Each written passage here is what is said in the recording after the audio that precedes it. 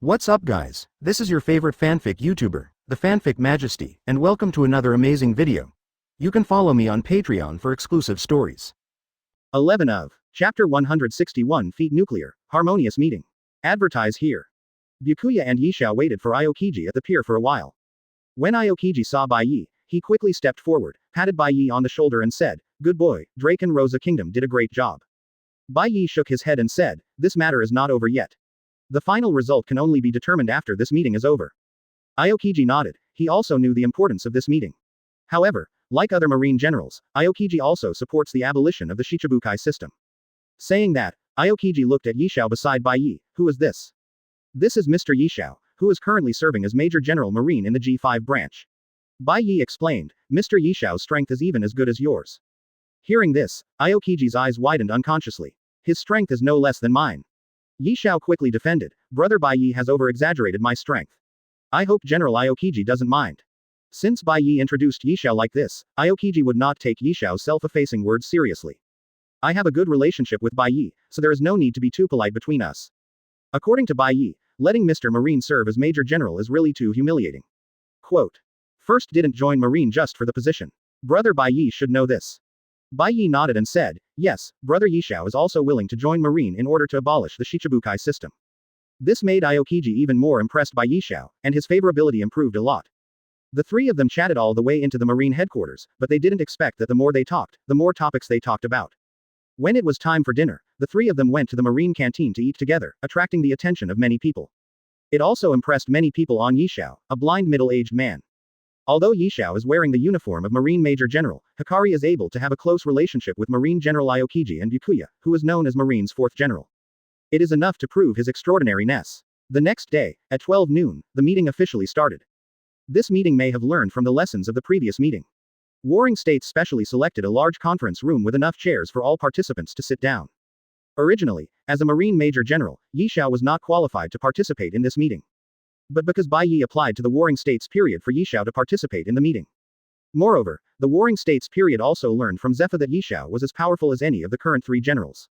So Warring States readily agreed to Bai Ye's request. This also led to the special situation of a major general in a room full of generals and lieutenant generals.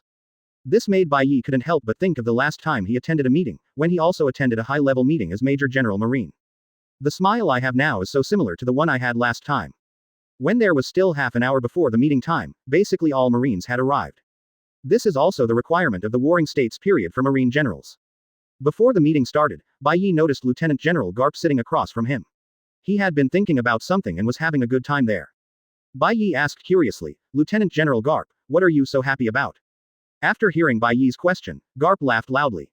"Ha ha ha, my grandson Luffy will join Marine today. Do you think this is good news?"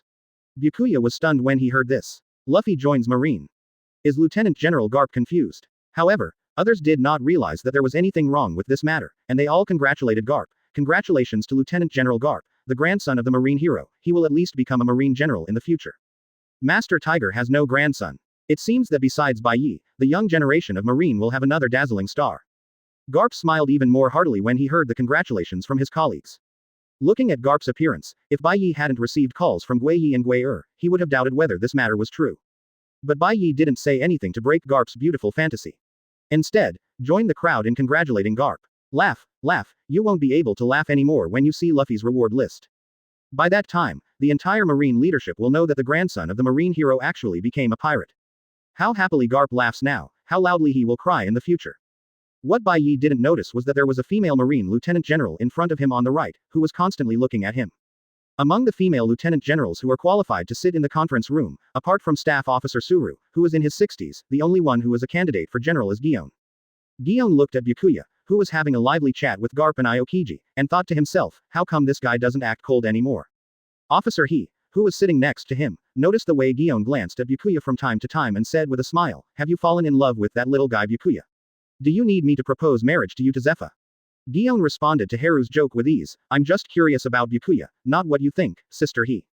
He said as if speaking from experience, curiosity is often the beginning of a woman falling in love. "Sister He, please stop joking. I am 10 years older than Bai Ye. What's wrong with being 10 years old? With your current appearance, if you didn't tell me, people who didn't know would have thought that you and Bai Ye are the same age." Gion hugged He's arm and whispered coquettishly, "Oh, Sister He, I beg you to spare me." He said helplessly, "Okay, but let me tell you, based on Bai Ye's conditions, if you really fall in love with him, you must act quickly. Based on my friendship with Zephyr, if there is no problem in helping you propose marriage. If it's too late, Bai Ye will definitely be snatched away by others." Quote. Sister Crane. Okay, stop talking. If you keep talking, Xiao Gion will be shy. Besides Suru, there was another person who noticed Gion looking at Byakuya from time to time. That's the reason why he confessed to Gion 100 times but failed. Jaji looked at Bai Ye with some depression, and thought to himself, isn't this guy more handsome than me, younger than me, stronger than me, more promising than me, better than me? F*K, no comparison. Jaji suddenly fell into a deeper depression. While everyone was talking, the door of the conference room suddenly opened, and Sengoku Fleet Admiral walked in first with a livid face, followed by 3 guys in white suits, with different builds and wearing various masks. Seeing the clothes of these 3 people, Byakuya and Aokiji looked at each other. They both look familiar in this outfit. These 3 guys are not CP0 feet people again, are they? The table in the conference room is rectangular, with Marine senior executives sitting on both sides of the long side, and on the other 2 sides are Marine Fleet Admiral Sengoku and CP0. Warring States said in a calm tone, these 3 are 02, 04, and 05 from CP0 feet, representing world government to attend this meeting. It can be seen that the hierarchy of CP0 feet is indeed very strict. There are obviously 3 chairs, but only 02 is sitting on the middle chair. 04 and 05 stood on either side of 02, showing no intention of sitting down. Anyone familiar with Sengoku on Marine's side could hear an unusual smell of gunpowder in Sengoku's words. It seems that Warring States had a conversation with them before the meeting started, and the conversation did not go smoothly. Sure enough, before Sengoku announced the start of the meeting, CP0 feet started to find trouble, trying to give Marine a blow. Raiji said with a hint of contempt in his tone, Sengoku Fleet Admiral, it seems that Marine's military regulations are not very strict. There were no rules in the conference room, and it was so noisy that it felt like a vegetable market. Quote. If this sentence was said by the Warring States Fleet Admiral, it would be nothing. But if 02 said it, it would be a bit provocative. As soon as these words came out, the expressions of everyone in Marine changed. Akainu, who had a bad temper, looked at 02 with a bad look. Although Akainu had not spoken before, 02's words just now were undoubtedly sarcastic to all the Marines present. Raiji didn't care about Marine's dissatisfaction and continued, especially the loud laughter. I could hear it clearly even before I got to the conference room. I really don't know if this meeting is for a meeting or for you, Marine senior executives, to chat. Quote. In fact, before coming to the meeting, 02 received a vague order from the 5 elders. When attending meetings, you can be more arrogant because they represent the world government and their status is above Marine. Therefore, even if they want to abolish the Shichibukai system, they must make Marine understand his identity. This is why 02 entered the conference room. Just to show off my power to Marine. However, as soon as 02 finished speaking, Garp stood up, looked at 02 with his nostrils, rubbed his fists and said, I was the one who laughed just now, do you have any objection? 02 saw Garp rubbing his fists and was speechless for a moment. If Lieutenant General Marine dared to challenge him, he could point at Lieutenant General Marine's nose and scold him. But this is Garp, the hero of the Marine Corps, the macho man who defeated the Rocks pirates and chased One Piece Roger across the ocean. If you really make him angry, even if you get a beating, it will be considered a white hit. The only thing to blame is that I picked the wrong person to establish my authority. 02 said nothing and could only hold his nose and admit it. The atmosphere in the conference room suddenly became awkward. Many Marines started covering their mouths and snickering, and even laughed out loud. Warring States said calmly, Garp, sit down, you are scaring others. Let everyone hear the sarcasm in the words of the Warring States period. After hearing Sengoku's words, Garp snorted and sat down. Only then did Warring States announce the start of the meeting. But everyone can guess that this meeting may not go smoothly. Because this meeting is discussing whether to abolish the Shichibukai system. Therefore, both parties need to clarify what benefits and disadvantages the existence of the Shichibukai system has for the sea. What will be the impact if the Shichibukai system is abolished? Of course, both parties have collected this information completely. Especially for Marine, the disadvantages of the Shichibukai system are not too many. The actions of Crocodile and Doflamingo alone are enough to prove the harm of the Shichibukai system. Of course, there are also Shichibukai who are beneficial to the world government, such as Bartholomew Bear, who is willing to become the experimental material for Vegapunk to develop weapons. But Bai Ye knew that Shang was a member of the Revolutionary Army, and the reason why he was willing to become an experimental material was probably because of the Revolutionary Army's special considerations. Of course, Bai Ye couldn't tell this at the meeting. However, this benefit alone cannot cover up the painful harm caused by the Shichibukai system to the participating countries. It also gave Marine a lot of bad reputation, which also made Marine very concerned. When the first issue was discussed at a later stage, Marine had basically won. After all, what Crocodile and Doflamingo did was indeed not a human matter. Even if 02 talks about it, there is no way to hide the fact. 02 was thinking about the mission given by the five elders before departure, so he directly confused the two topics. The existence of the Shichibukai system is equivalent to the elimination in disguise of the 7 great pirates on the sea who possess catastrophic destructive power and huge combat power that rivals the country. And at critical moments, we can also let this huge force take action for us. Isn't this a good thing for Marine, for world government, and for this sea? He had been smiling silently before, but now he said, even if there is a way to order Shichibukai to take action, at the real critical moment. These pirates will definitely not solve our troubles for Marine, and we still don't know how much help they will provide. If they temporarily defect before the formation, it will bring greater trouble to our Marines, and the gains outweigh the losses. Quote. The Marines present heard Yixiao's words and felt that they made perfect sense. They all looked at the Major General Marine brought by Bai Ye with admiration. And Bai Ye secretly admired the idea and smiled. After all, in the original War on Top, there was a scene where Shichibukai temporarily switched sides to help the Whitebeard pirates. This is enough to prove that Shichibukai is completely unreliable. 02 was speechless by Yixiao's words and didn't know how to answer. But when he saw Yixiao wearing a Major General uniform, his eyes lit up and he seemed to have an idea, and he said dissatisfiedly. This is a meeting between Marine executives and the world government. How can you, a small Marine Major General, have the right to speak nonsense here? Get out of here. Raiji's words undoubtedly angered all the Marine executives present, because basically everyone present had been promoted from the little Marine Major General. Therefore, they all felt extremely unhappy with 02's words. Before the Sengoku people could say anything, Bai Yoruichi slapped Feng Ming on the table and said, "Pop," attracting everyone's attention. Bai Ye looked at 02 with dagger-like eyes and said coldly, "If your tongue doesn't want it, you can continue talking." The temperature in the conference room dropped sharply in an instant, and the air seemed to be filled with swords stained with blood, glowing with a faint blood-red color, which caused a chill in everyone's hearts and made their hairs stand on end. The Marine executives present looked at Bai Ye in shock. The chilling killing intent alone was enough to prove that Bai Ye's strength was probably no less than that of a general. In other words, Byakuya deserves to be called Marine's 4th general.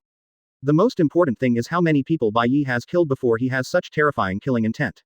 Even General Akainu, the leader of the Hawks who is usually the most bloodthirsty among Marines, has far less murderous intent than Byakuya. One can imagine how terrifying Bai Ye's murderous intention is. Faced with Bai Ye's murderous intent, 02, whose strength was comparable to that of a junior general, didn't even dare to say a word.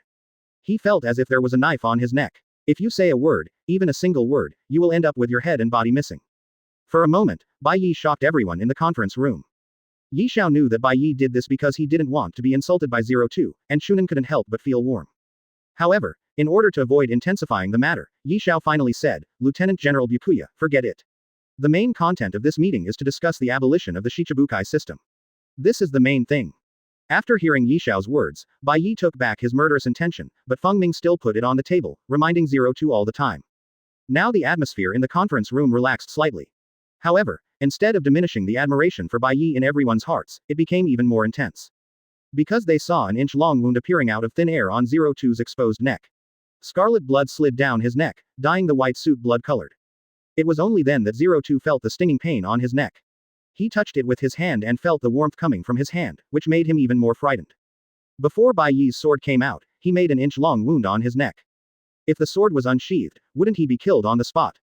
Garp secretly thought to himself, Byakuya is so strong, even if Luffy accepts his own special training, he will not be able to catch up with Byakuya. In this case, how can Luffy compete with Byakuya for the position of Marine Fleet Admiral in the future? If Bai Ye knew what Garp was thinking, he would probably tell him that there is no conflict between your grandson being his One Piece and me being my Marine Fleet Admiral. Don't worry so much. Warring States looked at the indifferent Bai Ye and had a headache. Why did this kid start acting up again? I roared in my heart, you pretend to be cool, but I will be the one to wipe your ass afterwards. Gion's eyes looked at Bai Ye at this time, and there was an unusual color in his eyes, and he thought to himself, yes, the person I thought of should be like this. But even if Bai Ye withdrew his murderous intention, no one in the conference room spoke. Sengoku had no choice but to say, Raiji, if you don't speak anymore, it means that this meeting has decided to abolish the Shichibukai system. After hearing Sengoku's words, 02 woke up from his panic. If possible, he would like to leave the conference room right now. It is important to save his life. As for the Shichibukai system, do you want to abolish it or not? But thinking about the mission assigned by the 5 elders, 02 gritted his teeth and said, if the Shichibukai system is abolished and these 7 pirates are allowed to do evil on the sea, wouldn't it cause greater harm to the sea? After the words fell, Bai Yefeng Qingyan said calmly, after the abolition of the Shichibukai system, I will personally kill any big pirate who commits evil on the sea. With that said, Bai Ye looked at 02 and asked, "Do you have any other questions?" 02 trembled. "No. No problem." With Bai Ye's final word, the meeting ended happily. Chapter 162 Interrogating Sabo. Advertise here. After the meeting between Marine and World Government, the news that they agreed to abolish the Shichibukai system spread across the sea at an extremely fast speed. Countless people cheered for this news. Because Shichibukai have the right to legally plunder, this makes them the first victims of the Shichibukai system. And it's still unspeakably painful. That's why they paid great attention to this meeting. Now that the results are out, the Shichibukai system will be abolished, and they no longer have to worry about being persecuted by the Shichibukai. For them, there is no better news than this. But there are also politicians like Dorag who have different views on the results this time. This meeting seems to be Marine and World Government discussing the Shichibukai system. But in its essence, it is the first time that Marine has resolutely expressed its attitude to the World Government. After everything happens once, there will be 2, 3, or even more times. From then on, Marine had his own voice on the sea. At that time, if there is an irreconcilable conflict between Marine and the World Government, will Marine still be the Marine of the World Government? Although this is too far-fetched to think about, it is indeed very possible to happen in reality. Because all Marine lieutenant generals and generals are shouldering heavy tasks. So after the meeting, everyone hurried back to the sea areas under their jurisdiction. Bai Ye and Yishao did the same thing after visiting Zephyr and prepared to return to the G5 branch. However, what Bai Ye didn't know was that after all Marine's top executives left, Raiji, who attended the meeting on behalf of the World Government, did not return to Mariajoya immediately. Instead, he went to the Marine headquarters prison and had a secret conversation with Doflamingo, who was about to be escorted to Impel Down. Because the only people to talk to are 02 and Doflamingo. So no one knew what they were talking about. When 02 walked out of the detention room, it could be seen that the expression on his face became increasingly gloomy, as if Doflamingo's words had touched him quite a bit. After 02 left, Doflamingo showed a strange smile, an inexplicable look flashed in his eyes, and murmured. White Knight, Marine, World Government, this is getting more and more interesting. Just wait, when the sea becomes chaotic, that will be the day when I, Doflamingo, come out of Impel Down. Quote. After Bai Ye and Yishao returned to New World, they asked Yishao to return to the G5 branch first, saying that they had something to help them with. He smiled without asking any questions, nodded to show that he understood, and took the Jijo back to the G5 branch. After Bai Ye left, he flew to the empty island. Because when he returned to the New World, Bai Ye suddenly remembered that Lucci captured 3 members of the Revolutionary Army in the kingdom of Drake Rosa. At that time, Bai Ye forgot about this matter after he had some free time, resulting in the 3 members of the Revolutionary Army staying on the empty island for about 3 weeks. I have enough free time now. It's time to deal with this matter. We can't let them continue to stay on the empty island like this. On Kongdao, in a small house, 3 captured revolutionary troops were imprisoned. Even if none of the 3 of them have devil fruit abilities. The wealthy Yi organization still tied the hands and feet of the 3 people with sea-floor stone handcuffs, and a member would guard the door every 3 days to prevent them from escaping. Their daily meals are all handled by the local people Lu Chi found from Sky Island to help them. If it weren't for Bai Yi's order, saying that these 3 people would be useful, Lu Chi had already killed the 3 of them. Even if the Knight organization is not an ally of the World Government and Marine, they still have to be vigilant enough. What is the purpose of just locking them here and ignoring them? If the leader thinks that the 3 of us have fallen into Marine's hands, things will become even more troublesome. Quote. No one can bear such a responsibility, and no one is willing to bear it. Crawl, Sabo, we haven't reached the most desperate stage yet. There is no need to look dejected. After the 3 people saw the person clearly through the light shining in from the door, their breathing suddenly stopped and they were shocked. This is not good news for them. If anything goes wrong and the news leaks out, it will trigger the most frenzied siege by the World Government. That dark mask seemed to have a special magic power, making the 3 of them fall into it involuntarily. It is not easy for the Revolutionary Army to grow to this scale over the years. However, just when the 3 of them were thinking a lot, squeak, the door that was only opened during meal times suddenly opened. Because it means that Yi Lai's organization has considerable interest in the Revolutionary Army, that's why Yi Lai came up in person. Although they are looking forward to this happening, they still have a little worry in their hearts. The 3 of us ended up like this. Crawl couldn't think of a suitable reason despite racking his brains. The blonde girl next to Sabo consoled him. The 3 of them have been detained in a claustrophobic environment for 3 weeks. Except for the person responsible for their daily diet, they have never seen anyone else. They thought someone from the overnight group would come and interrogate them. After all, they don't know what will happen to them after the interrogation. Kill them without killing them, interrogate them without interrogating them, and release them without letting them go. There is only one possibility. People from the Knight organization came to interrogate them. A long sigh sounded in the empty room, and a very young voice regretted, if I had known they were not members of the Don Quixote family, I wouldn't have done anything to them. Bai Ye looked at the shocked 3 people in front of him, and set his sights on Sabo, thinking secretly in his heart, isn't the world's source of power coming to his door now? But they had eaten only an hour ago. The last person who spoke had long silver-white hair and looked like a member of the Fishmen tribe. They even wondered whether the night organization had forgotten the existence of the three of them. Sob, I can't blame you for this. After all, it was so dark at the time, and the night organization was also wearing black robes. It was really difficult to distinguish them in the melee. They say that the efforts of hundreds of thousands of people over the years have been in vain. No matter what the night organization wants to do, as long as it doesn't involve the Revolutionary Army, it doesn't have much to do with us.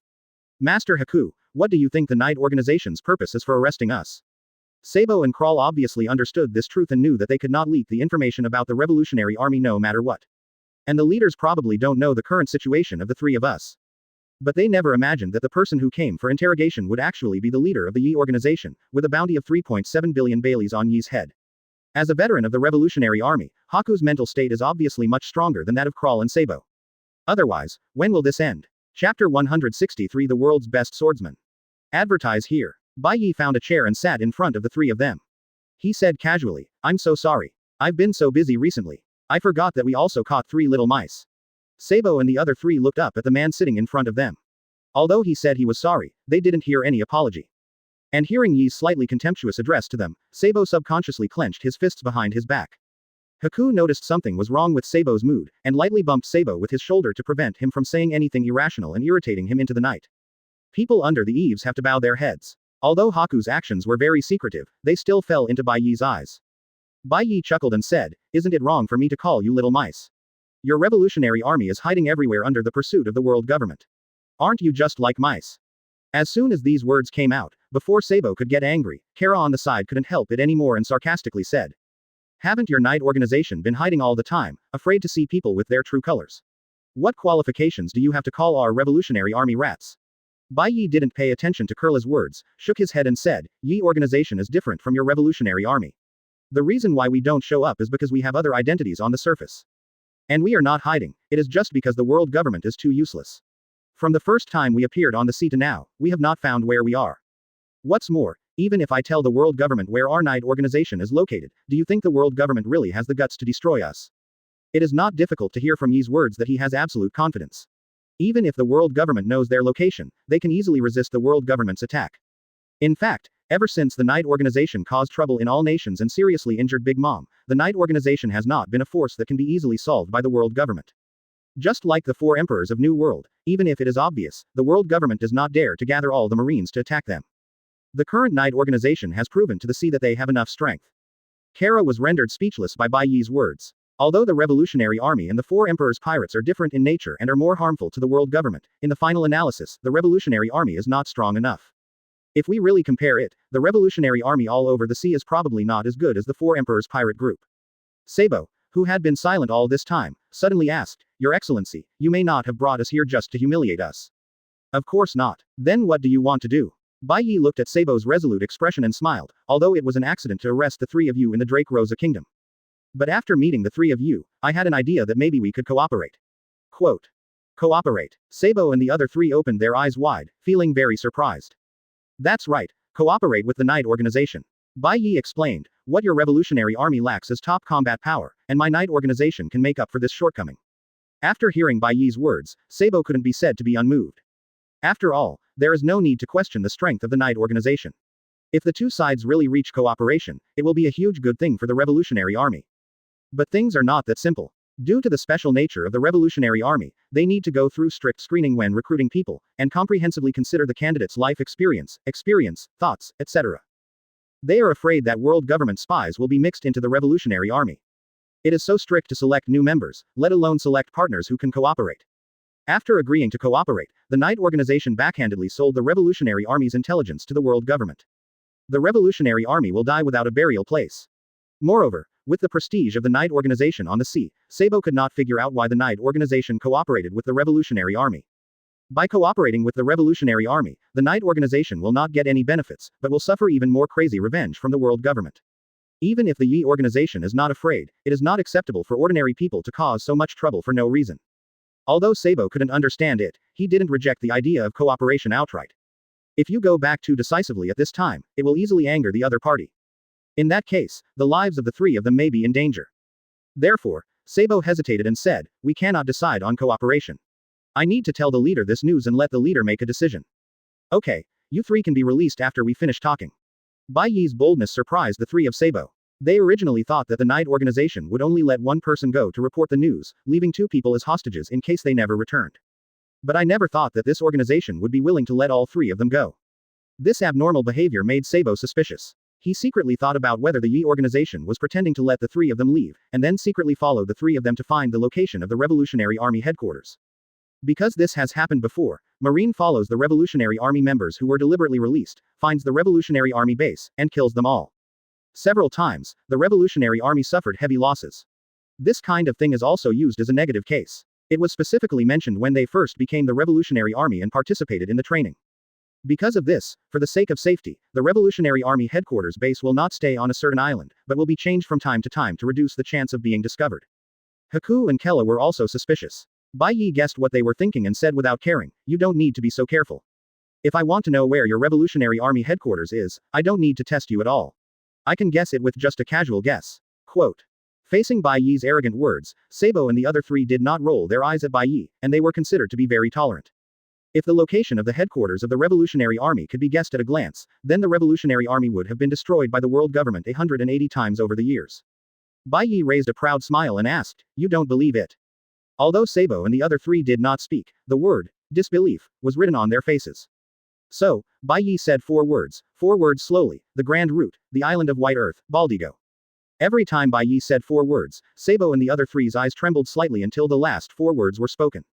Kella lost her voice and said, "How did you know?" But as soon as she asked this question, Kurla regretted it. Hakuba Sabo sighed. As an old member of the Revolutionary Army, Kara should not make such a low-level mistake. But maybe because he was detained in such a closed environment for 3 weeks, his mentality is no longer as stable as before. In addition, Bai Ye actually guessed the location of their Revolutionary Army headquarters. Kurla was so shocked that she said this. From now on, no matter whether Bai Ye's location is right or wrong, where the news comes from. When Kurla asked this question, it undoubtedly proved that Bai Ye's guess was correct. If Bai Ye really has bad intentions towards the Revolutionary Army, he only needs to tell the world government the news, and then the Revolutionary Army is likely to be in danger of being destroyed. At this time, Kurla's delicate little face turned pale, and her teeth were biting her lips tightly. She was already aware of the harm she might bring after saying those words. It seems I guessed it right. Bai Ye laughed and continued, "Whether you believe it or not, I will not tell the world government this news. In this situation now, all the initiative is already in Bai Ye's hands."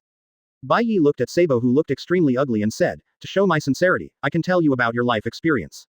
My life experience. Sabo only knew that when he was extremely seriously injured, he happened to meet Delog, the leader of the Revolutionary Army. After being rescued by him, he stayed in the Revolutionary Army. But I can't even recall the slightest memory before the injury. This is also a regret that has been buried in Sob's heart for many years. But he didn't expect that the leader of the Knight organization who captured him actually said he knew his life experience. This sentence shocked Sabo as much as Bai Ye guessing the location of the Revolutionary Army headquarters. Bai Ye told Sabo exactly what he knew about Sabo's life experience from the original work.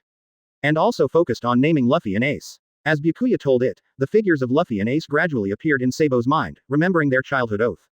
It hurts. It hurts. My head hurts. The picture in Sabo's mind became clearer and clearer, followed by a burst of intense pain, and his body kept twisting in extreme pain. Seeing Sabo's painful look, Kara said anxiously, "Sob, Sabo, are you okay?" Haku thought that the reason why Sabo was like this was all because of Bai Ye, and asked nervously, "What on earth did you do to Sabo?" Bai Ye spread his hands and said, "I'm just helping him retrieve his past memories." But how could Sabo? Before Haku could continue, Sabo endured the pain and said with difficulty, "What he said is right, I did think of many things in the past. Maybe it's because I'm thinking too much at once that my head hurts so much." Quote. Although the pain in his head became more severe, Sabo's eyes became clearer and he murmured, "Brother Ace, younger brother Luffy, we are 3 brothers. Congratulations to host for successfully changing the plot and helping Sabo remember the past in advance. Reward world source power. 5,000 points." Listening to the system prompts echoing in his mind, Bai Ye smiled proudly. Although 5,000 points of world source power was not much, Bai Ye also put in very little energy. Just chat with Sabo and the other 3, pretend to be B, and get 5,000 points of world source power. Bai Ye wished that this kind of opportunity would come again many times. And in this conversation, Bai Ye was not just for these 5,000 points of world source power, but for more 5,000 points of world source power. The cooperation between the Knight organization and the Revolutionary Army that he proposed was not just a talk, but a real thought. What's the point of the cat and mouse game that the world government and the Revolutionary Army have been playing? If you really want to play, then both parties should play bigger, so that the game will be enjoyable. The entire sea will become more chaotic. You can also find some fun in this boring sea during the White Night. When Sabo's pain subsided, Bai Ye shouted to the door, Lucci, open the handcuffs and leg cuffs of the three of them, and then send them away. After untying it, Haku and Crawl helped Sabo up, who was somewhat exhausted. Sabo panted heavily and said to Bai Ye in a sincere manner, thank you for being willing to tell me my life experience. No need to thank me, it's just mutual benefit. Bai Ye waved his hand, and you thanked me too early. Before Sabo and the three of them understood what Bai Ye meant, they felt a pain in the back of their necks, their brains went blank, and all three of them fainted. In fact, if Bai Ye wants to cooperate with the Revolutionary Army, he will not expose the location of the empty island to the Revolutionary Army. Let Enel go on a run with you. Just drop the three of them in a deserted place. I see. Not far from the G5 branch, a coffin-shaped boat sailed on the sea. Not only did this boat look extremely weird. Moreover, there are two candles with green flames burning on both sides of the ship, which gives people an eerie feeling. Sitting on the boat was a thin man with short black hair, a black hat with white fluff on his head, a burgundy-patterned shirt, and a black windbreaker. The most eye-catching thing is the pair of sharp yellow eyes like an eagle. There is only one man in the entire sea who can possess these eyes, one of the Shichibukai, Jorakal Mihawk, who is known as the world's number 1 swordsman. Mihawk has a cross knife hanging on his chest and the world's strongest black knife, Yi, on his back. His eyes are calmly looking at the target not far away, the G5 branch. Ever since he saw Bai Ye's powerful sword in the video, Mihawk had only one idea in his mind, he must fight Bai Ye once. So, originally going to the East China Sea to meet the red-haired Mihawk for a drink, he turned around and headed directly to New World. As for Marine's discussions with the world government to abolish the Shichibukai system, Mihawk didn't take it to heart at all. When the Shichibukai system was first established, the world government invited him to become one of the Shichibukai. Mihawk just thought that after becoming a Shichibukai, he would not have to face the pursuit of Marine, so he agreed to become a Shichibukai to save trouble. Even without his identity as Shichibukai, Mihawk will not change his behavior. As the coffin boat got closer and closer to the G5 branch, the soldiers in the branch who were responsible for observing the surrounding situation noticed the approach of Mihawk. So he quickly reported the news to Ferguson, the current top officer in the base. After a while, Ferguson, Ain and Dasky arrived at the observation tower together. When they saw Mihawk getting closer and closer to them, they all had worried looks on their faces. Although they don't know Mihawk's purpose, Hikaru knows that Mihawk is a Shichibukai, and Byakuya is a key member of the abolition of the Shichibukai system. They roughly guessed that Mihawk came with bad intentions this time. A trace of worry flashed in Ain's eyes and he asked, when will senior brother Bai Ye and the others come back? Ferguson frowned and said, when the meeting just ended at noon the day before yesterday, Lieutenant General Bai Ye said that he was already on his way back. If that's the case, they won't be able to arrive until tomorrow at the earliest, but Mihawk should arrive in less than an hour. He won't be able to wait for Byakuya-sama at all. Dasichi made some calculations in her mind and couldn't help but become anxious. Ferguson took a deep breath to force himself to calm down. First inform Lieutenant General Bai Ye of this news, and we will try our best to deal with Mihawk and delay it. I hope I can wait until Lieutenant General Bai Ye comes back. Quote. It can only be the. Ain and Dasky both knew that there was no other way.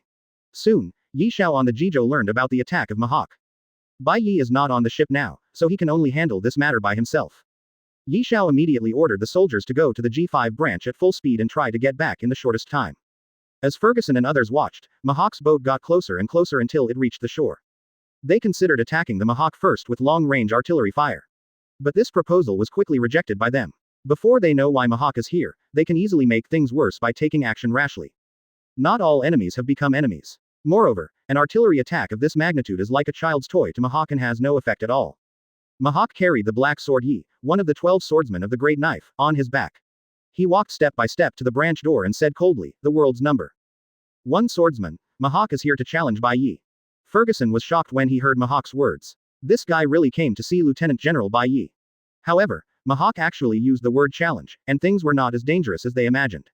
However, what Ferguson didn't know was that if Mihawk hadn't determined from Bai Ye's sword attack that Bai Ye's swordsmanship was no less than his own.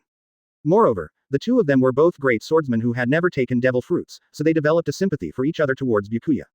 That's why he stood at the door and challenged Bai Ye without doing anything extreme. Otherwise, with Mihawk's temper, he would have cut down the door of the department with one sword and rushed in, forcing Bai Ye to fight with him. The branch door slowly opened, and a man and 2 women walked out, neither of whom was the Bai Ye Mihawk wanted to challenge. Mihawk couldn't help but frown, thinking that Bai Ye was unwilling to fight with him. Mihawk said coldly, where is Bai Ye? Sorry, Lieutenant General Bai Ye has not returned from the Marine meeting. Aren't you back yet? Hearing the news that Bai Ye had not returned, Mihawk hesitated for a moment. As Mihawk fell silent, the hearts of the 3 Fergusons beat faster and became extremely nervous. However, While Mihawk was thinking, he noticed the swords at the waists of Ain and Dasky. Only then did he realize that the two young female marines in front of him were actually swordsmen. The two of them must have received kendo instruction from Bai Ye, right? An idea suddenly came to Mihawk's mind. Chapter 164 Sharp Sword, Sharp Eyes. Advertise here. Since Byakuya is not here, if I spar with these two marines who have received Byakuya's swordsmanship instruction, I should be able to observe Byakuya's swordsmanship style, right? Ferguson noticed that Mihawk kept his eyes on Ain and Dasky, and without thinking, he stepped sideways in front of the two women. Ferguson's sudden move interrupted Mihawk's thinking. Mihawk silently dismissed the idea in his mind. Of course, this is not because Mihawk is afraid of Ferguson, but because he doesn't want to take action. Using one's own level to deal with Marine who was trained by Bai Ye, especially when the opponent is a female swordsman, it is really too much to bully the small. If a disciple whom he taught fought against the two of them, I'm afraid this would be reasonable. Unfortunately, Mihawk has no apprentices at all now. If I had to count, maybe the only one is the group of monkeys on Kraikana Island who often watch Mihawk practice swordsmanship. The reason why Mihawk had the idea of fighting Ain and Dasky. Mainly because besides red hair, Mihawk has not found an opponent on the sea who can evenly compete with him in the sword for many years. After seeing Bai Ye's kendo skills, Mihawk was very happy and wanted to see what Bai Ye's kendo style was like. I just didn't expect that I would go out on a white knight, so I had such an idea. However, just as Mihawk was about to leave, Dashi behind Ferguson stood up and said, Mihawk, I want to challenge you. Ferguson turned around and said anxiously, Dasky, are you crazy? You still want to challenge me when you know you are not your opponent?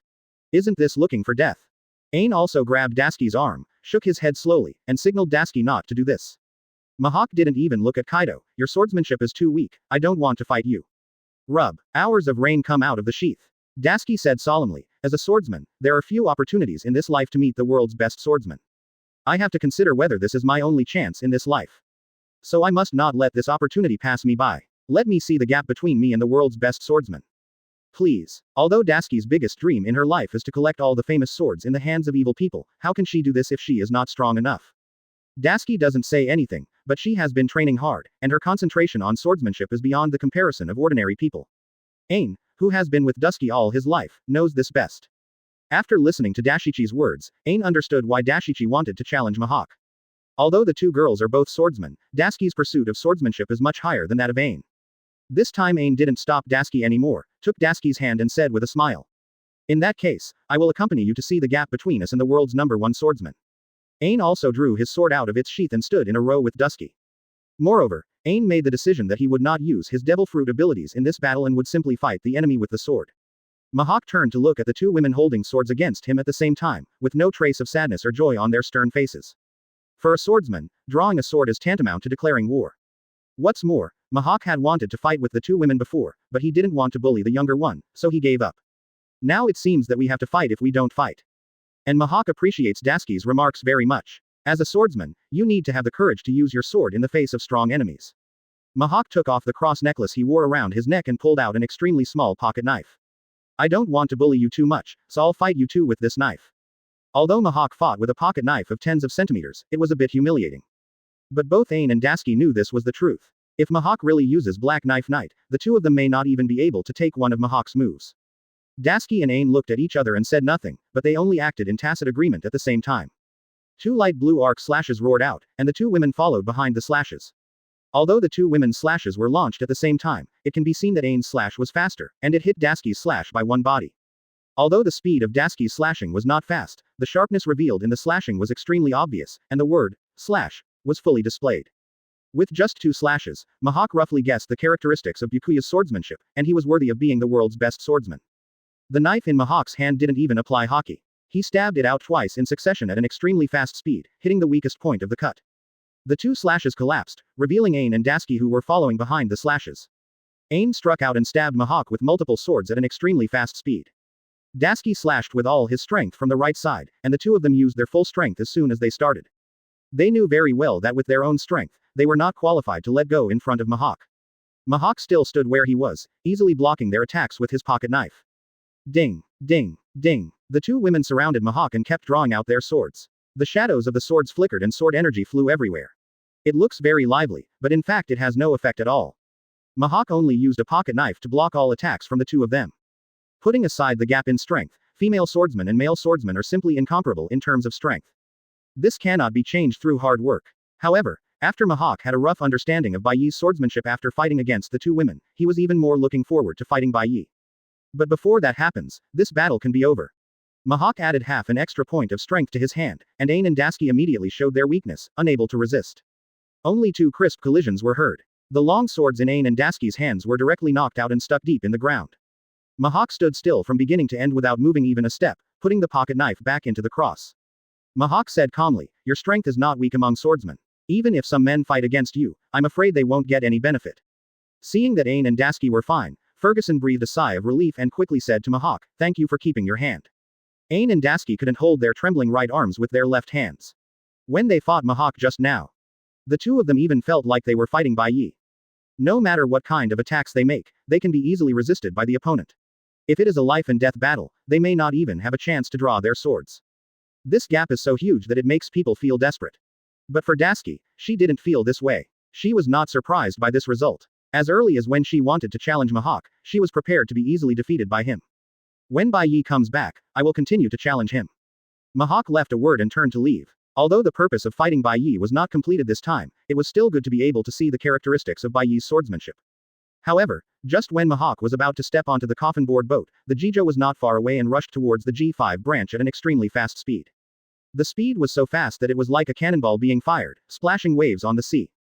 Mihawk's sharp yellow eyes, like those of an eagle, stared at the Jijiri moving at high speed on the sea. A trace of eagerness flashed in his eyes, and he whispered, as Bai Ye back. Before Ferguson could explain, Mihawk kicked his feet hard on the ground, exerted force on his legs, and galloped towards the Jisui like a sharp arrow from the string. Watching Mihawk's retreating figure, Ferguson slapped his thigh anxiously.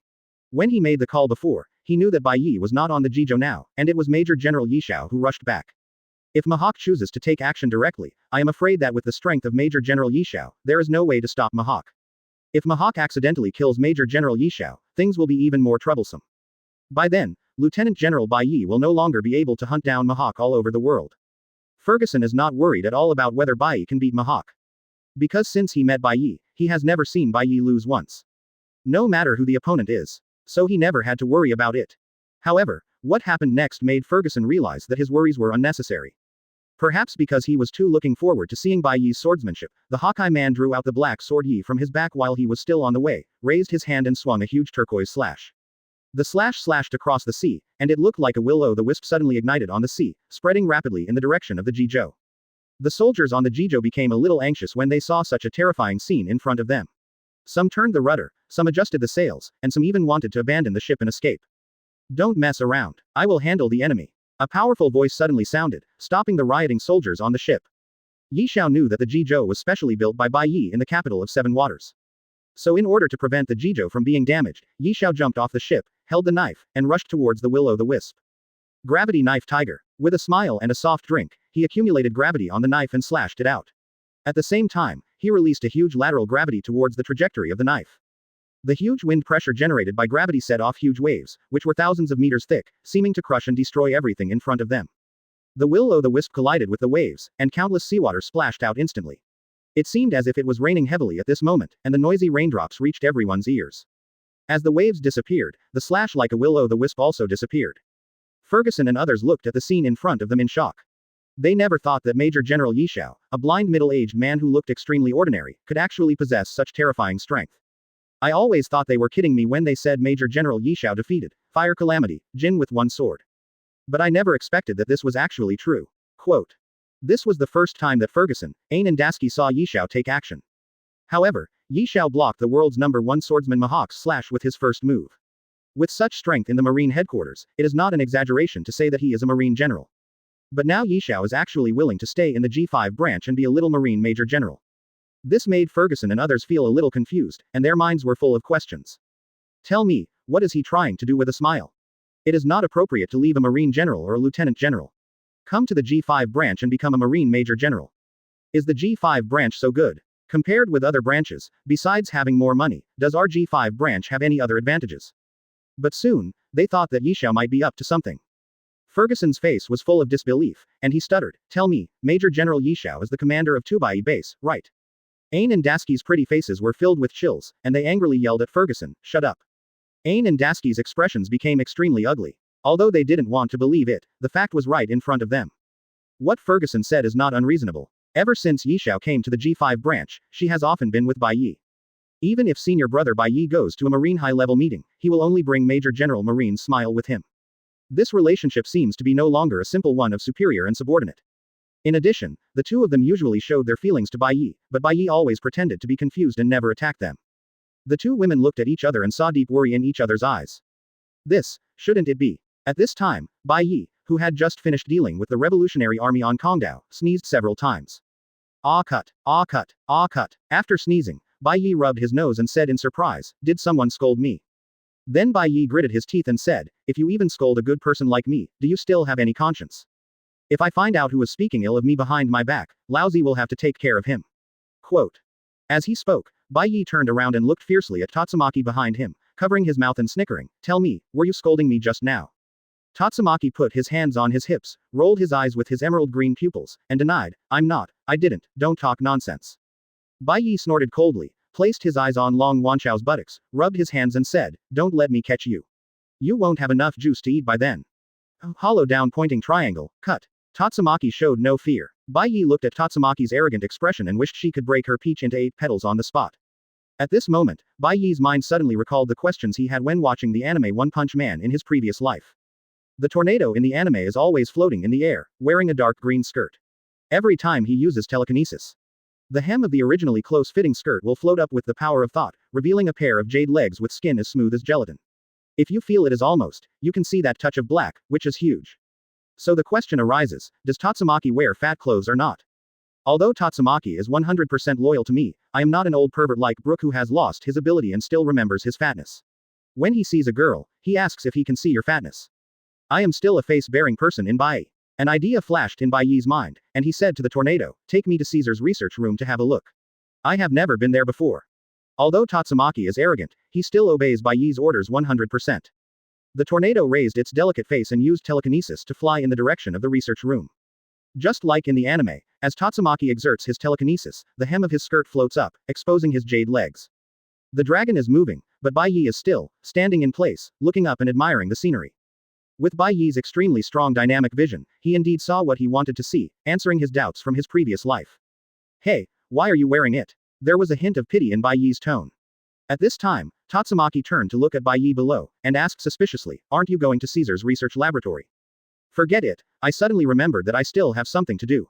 Let's wait until next time." The more the tornado thought about it, the more something was wrong. He landed next to Bai Ye and asked softly, "Does it look good?" Bai Ye said subconsciously, "It's all covered up, what's there to see?" As soon as these words came out of his mouth, Bai Ye knew something was wrong. The image of a gentleman is at stake. Tornado Little Tiger grinded his teeth and shouted, "Bai Ye, I'm going to kill you. No matter how big or small you are, you dare to call me by my name." Bai Ye pretended to be calm and said, "You were summoned by me, you should call me master." According to the setting of 100% loyalty, Tatsumaki cannot refuse Bai Ye's request. I saw Tatsumaki's little face turned red with anger, and it felt like his teeth were about to be broken as he spat out every word.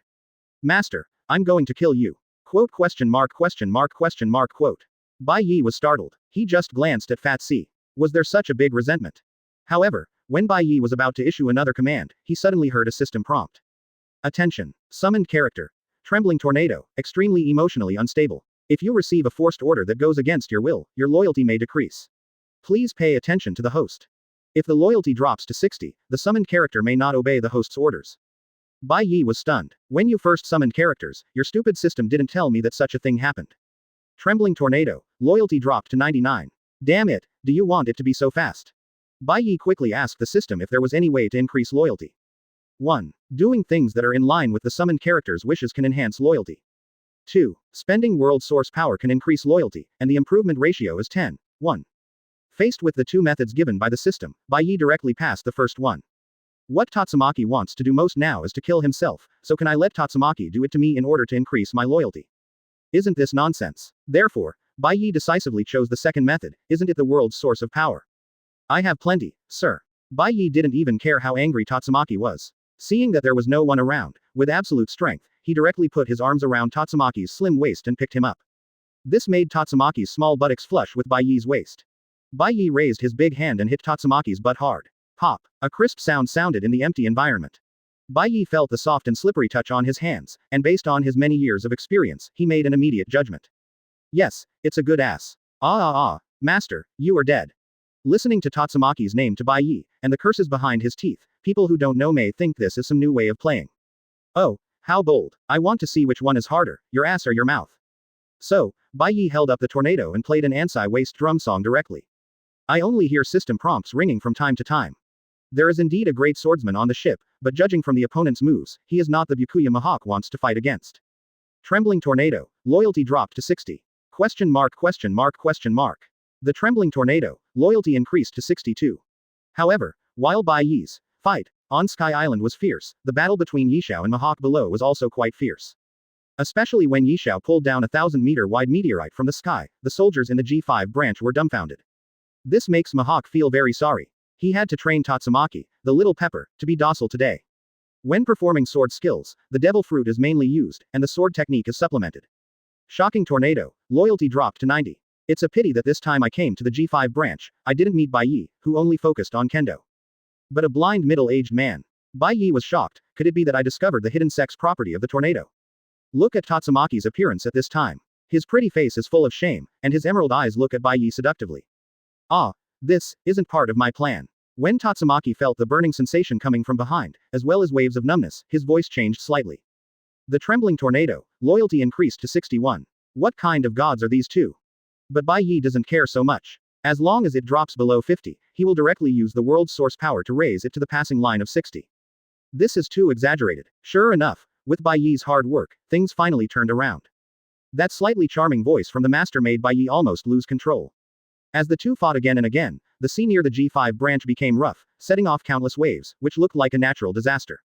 Rise. Shocking tornado, loyalty reduced to 50. Bai Ye was a little surprised, so he slapped her again. This made Mihawk stunned. When did the great swordsman become so worthless on the sea? However, as Mihawk fights with Yishao, he discovers that although Yishao is a great swordsman, he is also a devil fruit user. And Mihawk cut the meteorite into countless tiny pieces of gravel with one strike of his sword, which shocked everyone even more. Mihawk thought Bai Ye himself was on that ship, so he launched the attack first.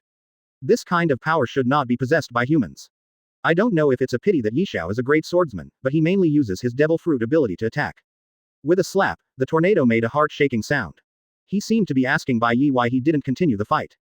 In just one marine branch, there are two great swordsmen who were as powerful as himself. Chapter 165 The Profiteer Bai Ye. Advertise here. Before leaving Sky Island, Bai Ye went to Caesar's laboratory and obtained the recently created artificial devil fruit. Limited by financial investment, 30 artificial devil fruits are not bad. After this period of use, most of the gold stored on the empty island has been consumed. If this continues, sooner or later it will be exhausted.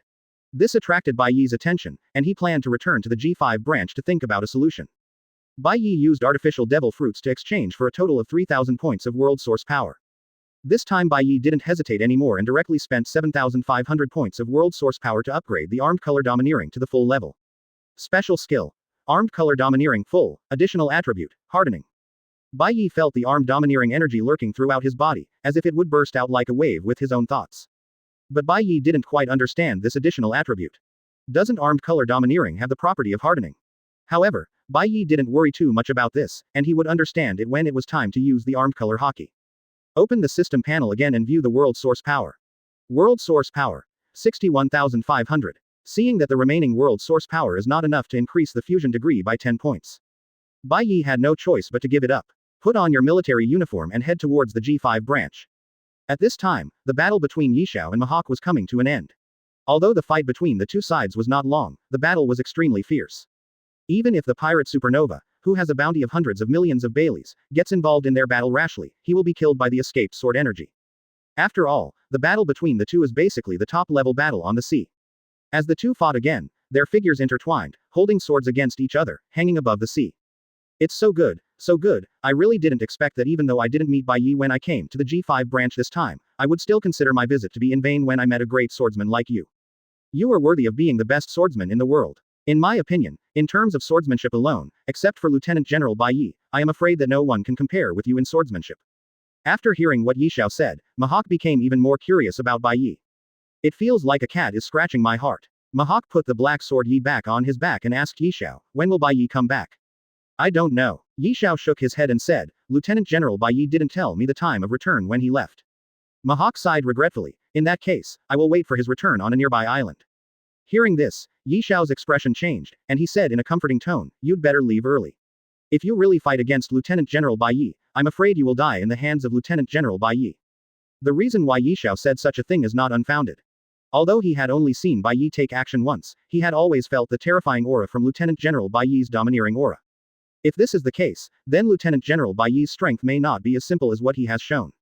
Although Mihawk is one of the Shichibukai, he is not an ambitious person like Doflamingo and Crocodile. Rather, he is a being similar to a lone ranger who spends his life pursuing the ultimate in swordsmanship. Yi Xiao has no ill feelings towards Mihawk. That's why he kindly reminded Mihawk to leave as soon as possible. Mihawk couldn't help but frown. He could see from the image that Bai Ye was very strong. But is it a bit too exaggerated to say that you can kill yourself? But the Major General Marine in front of him had just fought against him and knew his strength, but he still said this. This only shows that Bai Ye's strength is far from being as simple as revealed in the image. It's just that Mihawk, as the world's #1 swordsman, also has his own pride. It is impossible to change your original thoughts just because others say a few words. What's more, after seeing the swordsmanship of Ain and Dasky, Mihawk's idea of fighting with Byakuya became stronger and stronger. Needless to say, I will visit the G5 branch again in 3 days. I hope Bai Ye can be there by then. After Mihawk finished speaking, he returned to his coffin boat and sailed to a nearby island. Yi Xiao sensed Mihawk's leaving figure, sighed, shook his head and said, "If you don't listen to the old man's words, you will suffer the consequences in front of you." In the evening, Bai Ye returned to the G5 branch and learned about the arrival of Mihawk. Bai Ye is still quite curious about Mihawk. Although Mihawk is one of the Shichibukai like Doflamingo and others, his strength is at the ceiling level among the Shichibukai. Even if it is placed in the sea, it is at the top level. It can be said that he alone has raised the upper limit of Shichibukai's strength. Moreover, as the world's #1 swordsman, Mihawk's swordsmanship has reached the point of perfection, and every sword he swings is a full blow. A man who claims that flat A is his ultimate move. Unlike his apprentice named Fruit User, Zoro. I wish I had a domineering name even for hitting a flat A. It seems that he has no name, and he can't even use the sword moves. As for Mihawk's desire to challenge himself, Bai Ye thought about it for a while, thinking about how he could use this matter to maximize resources. Bai Ye turned to Yi Xiao and asked, "Brother Yi Xiao, you have fought against Mihawk. What do you think of his strength?" Because in the original work, Mihawk rarely takes any shots. Even if he fights against enemies that are almost the same, he just hits an A and nothing can be seen. Yi Xiao has played against Mihawk and has a clear understanding of Mihawk's strength. Yi Xiao said with a very serious expression, "I have to say that Mihawk is worthy of being the world's best swordsman. I fought with him for nearly half an hour, and he was still evenly matched. I am not boasting, but with the strength Mihawk showed today, no more than 10 people can surpass him on the sea." Quote. Bai Ye nodded repeatedly as he listened to Yi Xiao's words. Yi Xiao's evaluation is quite fair. After all, Mihawk was able to become good friends with the red-haired one of the 4 emperors, and the two often sparred with each other. It is enough to prove its strength. Bai Ye frowned and kept thinking, what benefits could defeating Mihawk bring to him? Even if you kill Mihawk, you only need a few hundred points of world source power. There are not many plot changes, and the world source power obtained is also small. Just like this, White hits is losing blood. And Yi Xiao was very surprised when Bai Ye didn't reply for a long time, and thought to himself, does Bai Ye feel that he is no match for Mihawk, so that's why he is so worried. However, Yi Xiao did not say this, but comforted Bai Ye, "Brother Bai Ye, if you are unwilling to accept Mihawk's challenge in 3 days, then I will fight for you."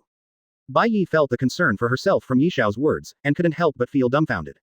If only Yi Xiao knew that he was not worried about the challenge in 3 days. But when you consider the benefits that killing Mihawk can bring, do you roll your eyes? Oh, by the way, Brother Yi Xiao can't seem to roll his eyes. Bai Ye smiled and said, "I should accept Mihawk's challenge myself, otherwise people on the sea will think that I, Bai Ye, are afraid of him. Also, the prestige of our G5 branch cannot be lost." Bai Ye continued, "Since we have to accept the challenge, we can't use white hits in this battle." What's the meaning? Bai Ye pointed out, didn't the abolition of the Shichibukai system pass? Yi Xiao sighed, the pass has been passed, but the world government has not yet issued an order. Mihawk and others still retain their identities as Shichibukai. Some pirates even want to compete for the 2 vacant Shichibukai positions. Quote.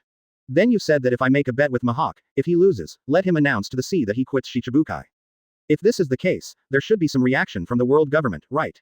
Hearing this, Yi Xiao suddenly became energetic. This is a good idea. When Mihawk, the strongest among Shichibukai, announces his withdrawal from Shichibukai, it will definitely be a big blow to the world government. Bai Ye chuckled and said, yes, if Shichibukai announces his withdrawal one after another, even if the community government wants to pretend to be deaf and dumb. But no one wants to be a Shichibukai. Even if the world government does not announce its abolition, the Shichibukai system will exist in name only. Quote. From Bai Ye's words, it was obvious that he never seemed to worry about losing to Mihawk. But Bai Ye's goal is not just that. Since there is no other way, earn a lot of world power from Mihawk. Then Bai Ye could only find another way. The next day, news spread throughout the sea that Marine Lieutenant General Byakuya and the world's best swordsman Mihawk, one of the Shichibukai, would face off. As the world's #1 swordsman, Mihawk's reputation goes without saying. Byakuya, on the other hand, also has enough reputation in the sea because of his initiative to abolish the Shichibukai system. So once the news came out, it caused great fluctuations in the sea. Countless forces are extremely concerned about this matter. Especially the swordsmen on the sea. After hearing the news, those who were closer to the competition site went crazy and rushed to the island near the G5 branch. And those who are farther away are beating their heads. Why does Bai Ye's battle with Mihawk take place 3 days later? 3 days is not enough time for them to arrive in New World and witness this duel between the top swordsmen in the sea. However, Bai Ye, who spread this matter, did not expect that it would attract so many people's attention. This was far beyond Bai Ye's expectation. And in just one day, many ships belonging to various forces appeared near the G5 branch. Many Marines even came to watch the excitement, seeing that his duel with Mihawk can attract so many people's attention. Bai Ye's smart mind suddenly came up with a method, and once again announced to the outside world that Mihawk had spent a lot of energy in the previous battle with Yishao. I don't want to take advantage of others. Therefore, the test time was postponed for about 2 weeks to give Mihawk a long rest. As for Mihawk, Bai Ye asked Yishao to persuade him and told Mihawk the competition requirements. Although Mihawk was confused as to why the competition had to be held 2 weeks later, he thought about what Yishao had said before. Since Bai Ye said that the competition will be held in 2 weeks, then let's do it in 2 weeks. He took advantage of this period of time to adjust his energy and spirit to its peak, and made preparations in advance based on the known characteristics of Bai Ye's swordsmanship. As for Bai Ye's request, Mihawk agreed without even thinking about it. For him, Shichibukai's position is far less important than a battle between evenly matched great swordsmen. So, when the news spread, those swordsmen who were short of time and couldn't make it were very excited. 2 weeks is enough for most swordsmen to come to New World. From all over the world and in the first half of the Grand Line, countless ships sailed to the Sabayati Islands for coating, hoping to pass through the Fishman Island to the New World. Yishao came back and informed Bai Ye about Mihawk's promise. Bai Ye clapped her hands excitedly and said, "Very good, in this case, my plan can go ahead as usual." Yishao asked in confusion, "Do you want to spend these 2 weeks practicing a killer move to deal with Mihawk?" Bai Ye smiled and shook his head and said, "Of course not. To deal with Mihawk, you need to specialize in special skills. Isn't it just a skill?" Listening to Bai Ye's arrogant words, if Yishao hadn't been so good-tempered, he almost wanted to draw a knife and kill someone. What does it mean? I'm evenly matched with Mihawk. As long as you have the skills to deal with Mihawk. Doesn't that mean you can deal with me? However, Bai Ye did not notice the impropriety in his words and said happily, "Brother Yishao, do you know how many ships will come to New World through the Sabayati Islands in these 2 weeks? Yishao forced to calm down the anger in his heart and said seriously, "Although I don't know the specific number, just looking at the response caused by this news on the sea, there are at least 300 ships. Don't think that the number of 300 ships is small. You must know that the decisive battle between Bai Ye and Mihawk takes place in New World. This is not a place where ordinary people can come. Any pirate who can come here from the first half of the 4 seas and the Great Road will at least have a reward of hundreds of millions of belly. At least 300 ships, I'm going to make a fortune." Yishao asked doubtfully, "What does it mean to make a fortune?" "You'll find out later." Bai Ye showed a mysterious smile, picked up the phone and dialed the number. "Smoker, hurry up and get ready, big business is coming." The voice of Major General Smoker, the top general stationed in the Sabayati Islands, came from the other end of the phone. "Lieutenant General Bai Ye, you mean?" Smoker is also an old man who has followed Bai Ye for many years. Considering the recent events, he still doesn't understand Bai Ye's meaning. "That's right. When those guys pass by the Sabayati Islands, you must bring people to raid them hard, and the island fee cannot be less. Then if they want to do coding, they will ask the coding master on the island to double the coding price. If someone dares to cause trouble, let that old guy Rayleigh handle it." Quote. "Yes, I understand." At this time, Smoker's eyes were filled with Bailey's look. This wave is a windfall. Listening to Bai Ye's decisive answer, Yishao felt quite relieved. Yishao spoke for a long time, then hesitantly said, "Brother Bai Ye, you specifically postponed the competition to 2 weeks later." Before Yishao could be relieved for a long time, he heard Bai Ye say in a sighing tone, "Brother Yishao, you are too small, your pattern is too small." "Of course not." But recalling the name Bai Ye mentioned on the phone, Yi smiled and asked with suspicion, "Brother Bai Ye, that Rayleigh is. I have never heard anyone dare to call Pluton Rayleigh an old man." Bai Ye continued eloquently, "And on the day of the competition, I can also sell tickets to watch the competition." Quote. Yishao was confused by Bai Ye's words, "Why are you so small?" A smile full of black lines, "Mad, it's not like I haven't heard of Pluton Rayleigh." After listening to the content of the phone call between Bai Ye and Smoker, everyone was dumbfounded. At that time, for every extra day they stay, they will have to pay me a detention fee of 1 million belly. During the 2 weeks of this competition, nearly 1,000 ships came to the waters of the G5 branch one after another. Bai Ye didn't hide anything and said, "One Piece's right hand, Pluton, Rayleigh. After all, this is a battle between two top swordsmen, and ordinary swordsmen may never see it once in their lifetime."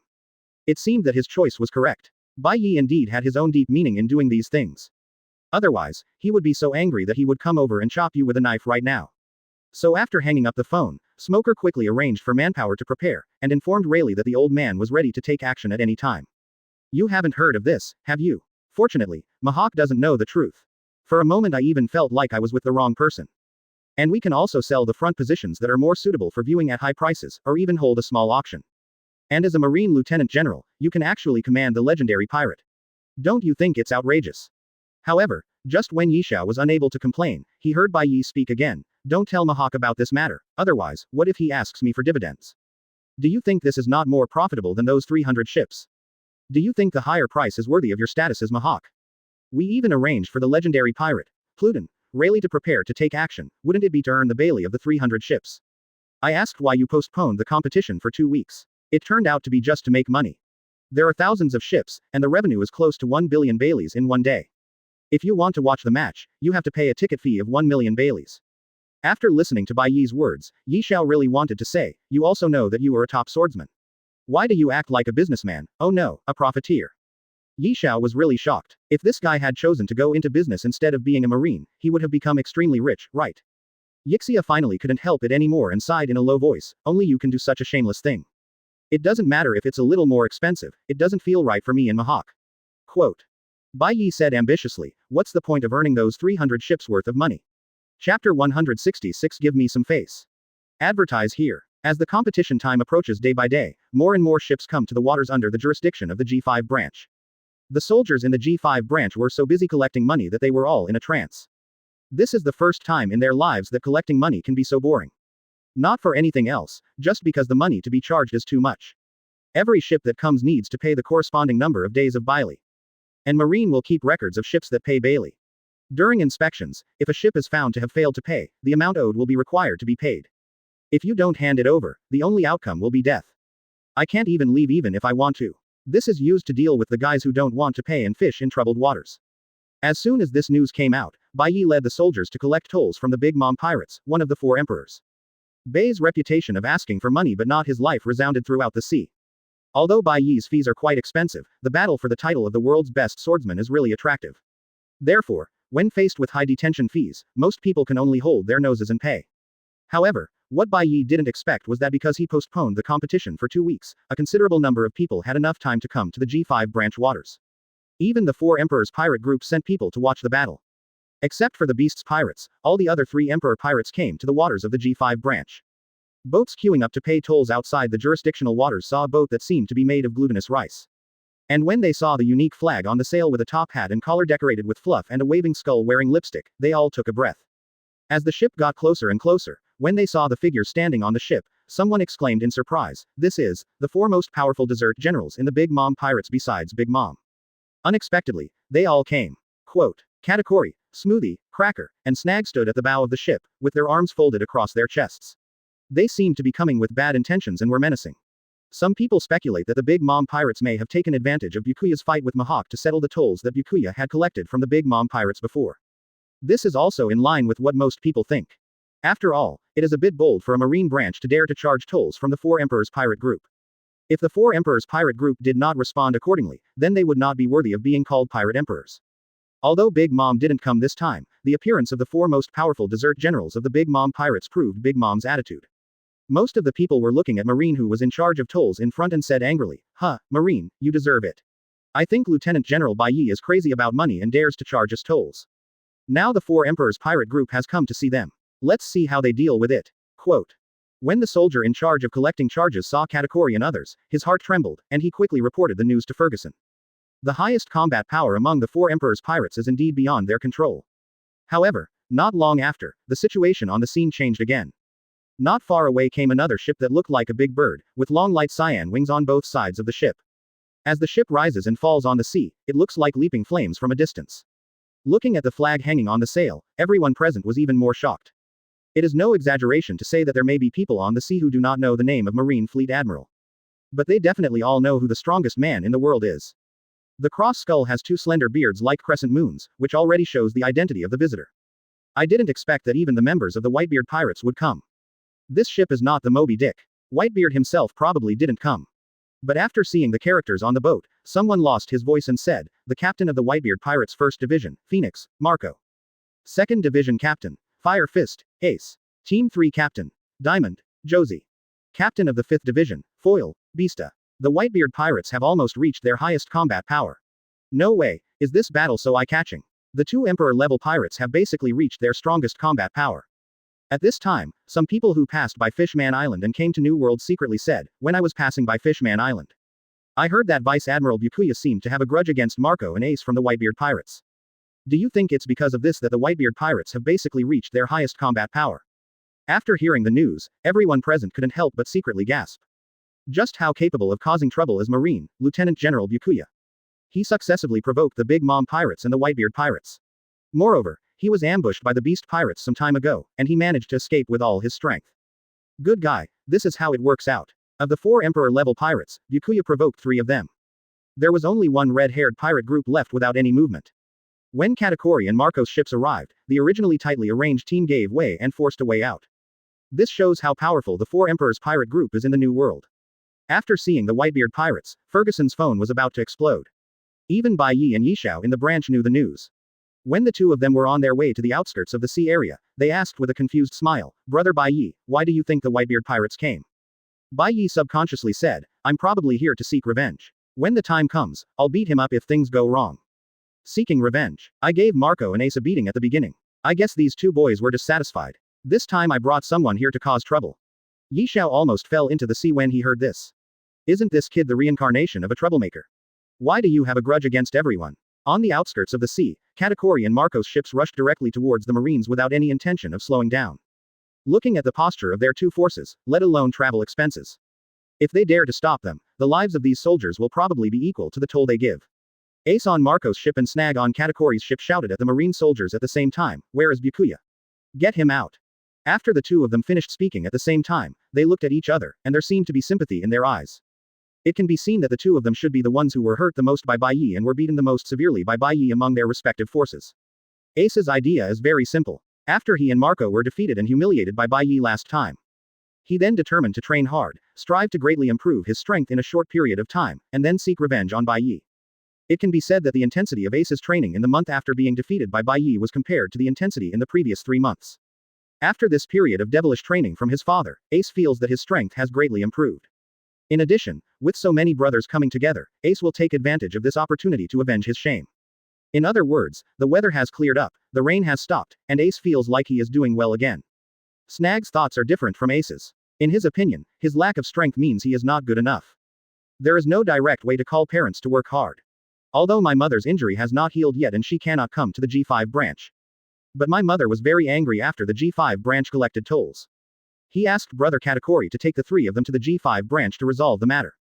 In Snag's opinion, Katakuri's brother has never been defeated in his life, so defeating Byakuya is no problem. That's why he dares to be so arrogant. Katakuri and Marco didn't pay attention to what their brother shouted. Because they came here to find trouble this time, they naturally had to speak more domineeringly and not lose the prestige of the 4 Emperors pirate group. When the onlookers heard that these two powerful forces really came to seek revenge on Bai Ye, they became even more excited. They were unhappy and Bai Ye charged them fees for various reasons. If Byakuya had died at the hands of the 2 Imperial pirates before the duel with Mihawk, it would have been pretty cool. The money for watching the duel was collected first, but the person died before the duel. If this is the case, then this matter will definitely be recorded, so that future generations will know that there was such a Marine Lieutenant General who wanted money rather than his life. He died without spending the money. Cracker looked at the Marine soldiers who were getting out of the way, and said in an extremely arrogant tone, "You trash Marines, how dare you charge us tolls?" Cracker raised his hand and summoned 10 cookie warriors holding long swords, and attacked the Marine soldiers. I'm going to let you Marines know today that the dignity of the Big Mom pirates cannot be tarnished by trash like you Marines. The strength of the 10 cookie samurai far exceeded that of the Marine soldiers. When they landed on the Marine warship and were about to start a killing spree, a purple figure flashed in midair, accompanied by a tiger roar. The 10 tall and powerful cookie warriors seemed to have been subjected to an unstoppable force and turned into a pile of cookie crumbs in one breath. Yi Xiao appeared in front of the marine soldier, sheathed his sword, and said calmly, as long as I'm here, I'll see who dares to hurt Marine alone. Since the match between Bai Ye and Mihawk was publicized, the news that Yi Xiao and Mihawk were undefeated for half an hour also spread out. Many people expressed doubts about this news. He believed that Yi Xiao, as a Marine Major General, could not defeat Mihawk for half an hour. This is nothing more than exaggerated propaganda by Marine. But since he easily defeated the 10 cookie warriors created by Cracker just now with a smile and a knife, everyone's doubts about this matter have been dispelled a lot. Even if the Marine Major General named Yi Xiao is not as powerful as the legend says. But he is definitely not weak, at least he is at the level of a Marine Elite Lieutenant General. Cracker saw that Cookie Samurai was easily defeated by Marine in front of so many people, and he suddenly felt a little embarrassed on his face. He raised the long sword in his hand and pointed it at Yi Xiao and said sternly, "You blind man is not weak and you are qualified to die by my sword." Facing Cracker's provocation, Yi Xiao looked as usual and said indifferently, "You'd better take care of yourself first, don't die in front of a blind man like me." Cracker hasn't noticed anything wrong yet. Katakuri, who possesses the ultimate arrogance of knowledge and knowledge, sensed that something was wrong. It seemed that there was something that he had overlooked. Katakuri looked back and was shocked to find a young man wearing the uniform of a Marine Lieutenant General standing behind Cracker. Who else could Vice Admiral Marine appear in this place besides Bai Ye? When Cracker was about to attack Yi Xiao, he heard a chilling voice coming from behind him. "Your mouth really stinks, and I hate people with stinky mouths the most." Katakuri's eyes widened and he said nervously, "Cracker, be careful behind you."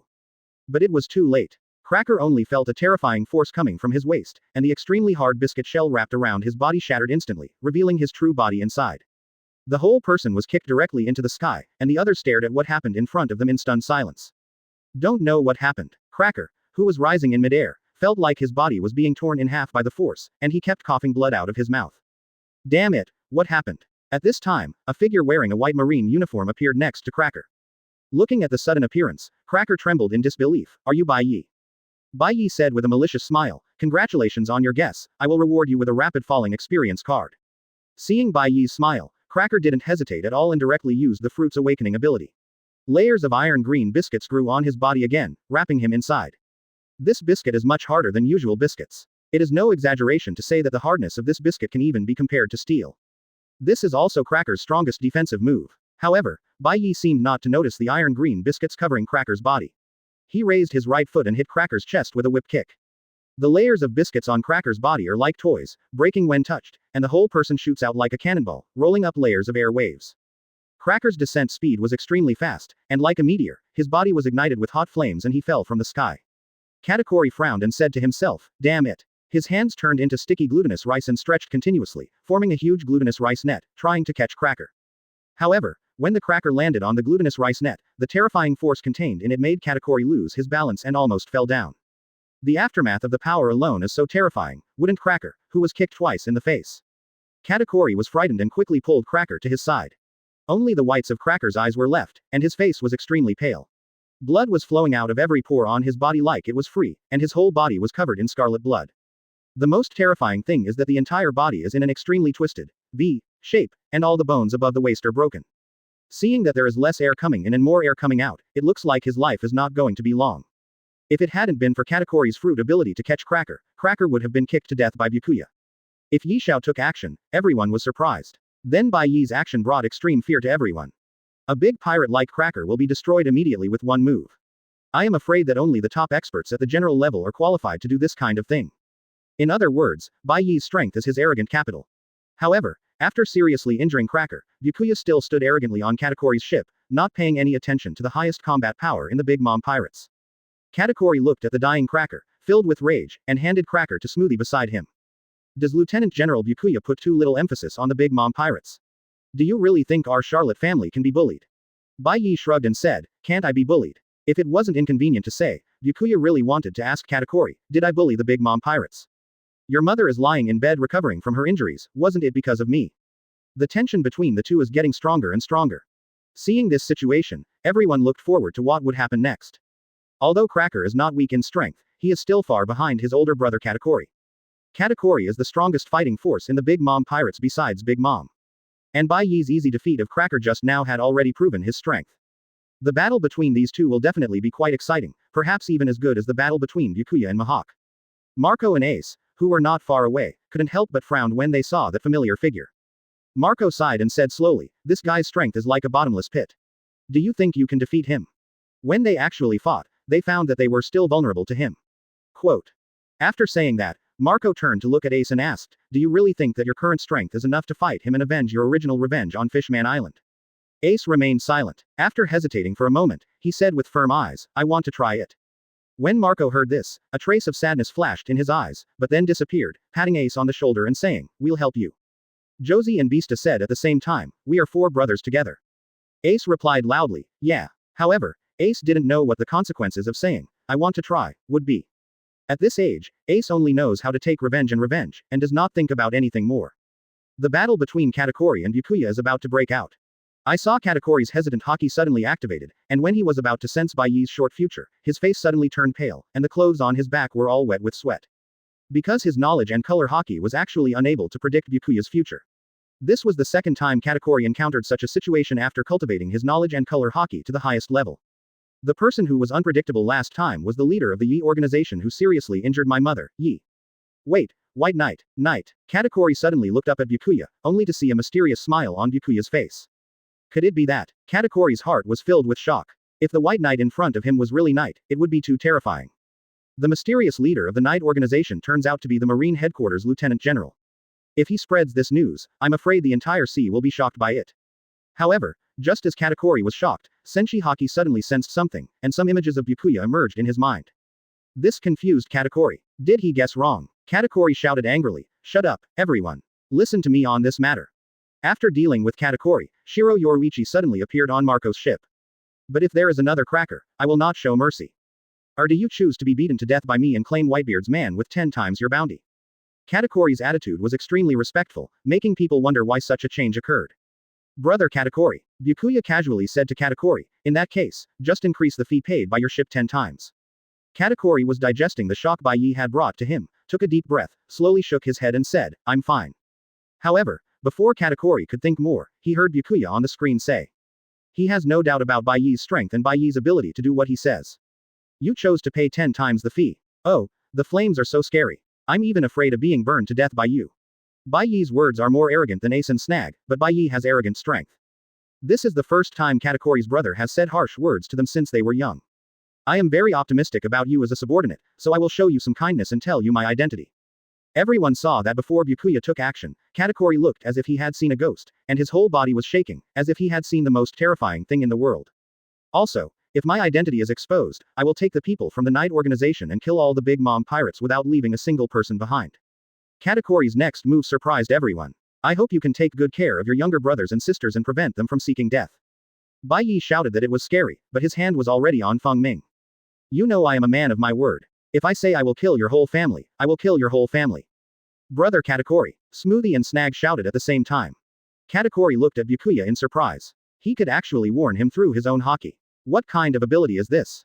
Smoothie and Snag's expressions became dull. Katakuri bent down and apologized to Bai Ye. We were wrong in this matter, and we are willing to compensate for all losses. However, at this moment, a domineering voice came from not far away. Including you and Big Mom, you know that I have this strength. Quote. And recalling the killing intent in Byakuya's last words, Katakuri couldn't help but shudder. Okay, I see. If Ace wasn't clear-headed, he wouldn't mind starting a war on his own. Bai Ye looked at Marco and the slightly angry Ace, and showed an extremely unflattering smile. Ace's hands suddenly burst into blazing flames, and he said word by word, I choose to beat you half to death. As Bai Ye finished speaking, all the images in Katakuri's mind collapsed, as if they had never appeared before. Lieutenant General Bai Ye, why don't you give me some face and let this matter go? Smoothie said worriedly, Brother Katakuri, are you okay? Chapter 167 Awakening Conqueror's Hawkiness. Advertise here. After Bai Ye heard the voice, he already knew the identity of the person even before he saw it. Give me a face. Such familiar words, isn't this Shanks, the face fruit user? Unexpectedly, this guy also came. But after Bai Ye thought about it carefully, he felt that it was normal for the red hair to come here. After all, Mahawk is Red Hair's best friend for many years, and Red Hair himself is also a great swordsman. It's only natural to come and watch yourself compete with Mahawk. The most important thing is that now that Luffy has gone to sea, the red-haired man doesn't need to fight guerrilla warfare with Garp in the East China Sea, so he naturally has more time. What made Bai Ye a little worried was that when he accidentally met the red-haired man in Windmill Village, he used his true face, and the identity he reported to the red-haired man was Harry from the Yi organization. For this reason, he even told the red hair that Ace was Roger's son. Although it had been nearly 2 years since the last time he met the red-haired man, Bai Ye's appearance, body shape, and temperament had undergone some subtle changes.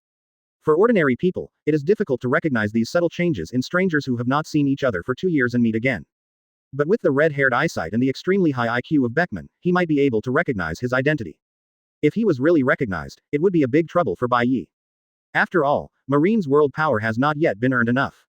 However, while Bai Ye was thinking, a seemingly ordinary ship sailed towards the crowd, and the flag fluttering on the sail attracted everyone's attention. There are 3 bright red scratches above the left eye of the skull with crossed swords. This is the red-haired pirate group among the 4 Emperors pirate group. Oh my god, 3 Emperor-level pirates actually appeared today. Look, all members of the red-haired pirate group are dispatched. This is really cool. The surrounding ships moved back to make enough room. While he was staring at Bai Ye attentively, he was looking forward to something happening that would shock the sea. Just like in the anime, when the red-haired pirates travel, all members must travel together, and all senior leaders are on that seemingly ordinary ship. You must know that on the sea, the Red Hair Pirates, also known as the Iron Wall Pirates, have a very high average member bounty and are the most balanced pirate group. Moreover, the most important thing is that the red-haired pirates are the only 2 Emperor configuration among the 4 Emperors pirates. In addition to having a super high IQ, Vice Captain Ben Beckman also has strength comparable to that of Red Hair. Looking at the 4 Emperors pirates, I am afraid that only the Whitebeard pirates can compete head-on with the red-haired pirates. The Beast pirates and the Big Mom pirates both have to go back a little bit. Yi Xiao also knew the strength of the red-haired pirates, his face became slightly ugly, and he subconsciously said, today's things may be getting more and more troublesome. With the emergence of the red-haired pirates, the situation seems to be developing in a direction that is not conducive to Byakuya. Shanks and others set their sights on Bai Ye on Marco's ship as soon as they arrived. Shanks and the others also saw the way Bai Ye easily dealt with Cracker before. So Shanks concluded that Bai Ye definitely had general-level strength. Seeing that Bai Ye was about to conflict with the captain's son Ace again, Shanks quickly spoke to stop him. However, before Bai Ye could say anything, Ace said, Shanks, this matter is between Bai Ye and me and has nothing to do with the red-haired pirates. Since the last time Shanks found Ace to confirm his identity, Ace has begun to alienate Shanks intentionally or unintentionally. It wasn't that he had a problem with Shanks. But he didn't want Shanks to show too much care for him after knowing that he was Roger's son. This would remind him of his biological father, Roger, whom he hated. Because in Ace's heart, he only recognized himself as Whitebeard's son and had no relationship with Roger. Therefore, no one related to Roger needs to show care for themselves because of this identity. Shangers and Ben Beckman couldn't help but shook their heads. This kid is really rebellious. After all, the captain does owe Ace a lot, which is why Ace hates the captain so much. Although Ace doesn't let Shanks interfere in his own affairs, Shanks knows that Ace is definitely no match for Bai Ye. He can't just watch the captain's son die in front of him. If you don't meet it, forget it, but if you do, you must take care of it. Seeing that Ace didn't listen to the advice, Shanks shouted to Bai Ye, Lieutenant General Bai Ye, why don't you give me some face and let this matter go? There is no need to worry too much about a child. After all, we are all here to watch the competition between you and Mahawk, why should there be so many disputes? In fact, Shang said that when Ace was a child, he still felt guilty. Judging from Bai Ye's appearance alone, he should be about the same age as Ace, if not a few years older. The two of them should be from the same era. However, the strength of the two was so different that Shanks subconsciously thought that Bai Ye was much older than Ace. Bai Ye turned to look at Shanks, and sneered with disdain, kid. This guy's mind does seem to be similar to that of a 7 or 8-year-old child. Also, why should I give you face? Who do you think you are? How dare I give you face? Quote. As soon as Bai Ye said this, everyone present was stunned. Does this guy know who he's talking to? How dare he be so arrogant in the face of the red-haired pirate group equipped with 2 emperors? Did he think he was at the Marine headquarters? Even Ace was frightened by Bai Ye's madness, and didn't even pay attention to Bai Ye's words mocking his immaturity. Although Ace is quite confident in his own strength, he can also clearly distinguish the gap between himself and the 4 emperors. But the Bai Ye in front of him actually dared to directly mock the 2 emperors' combat prowess. This performance was far crazier than his own. How dare this guy do it? Yi Xiao sighed deeply and sighed silently, brother Bai Ye is still as brave as before. After all, Yi Xiao came to Bai Ye's side and expressed his attitude. From Yi Xiao's point of view, although it would be a bit difficult to fight against the red-haired pirates with the strength of himself and Byakuya, it was not impossible. While Katakuri ordered his men to stay away from Byakuya and the others, he looked at the red-haired and Byakuya worriedly, and thought to himself, as Byakuya trying to show his identity as a member of the Knight organization and trying to sway people. If he reveals his identity himself, it shouldn't be considered as leaked by me, right? In this case, he should have no reason to kill my whole family, right?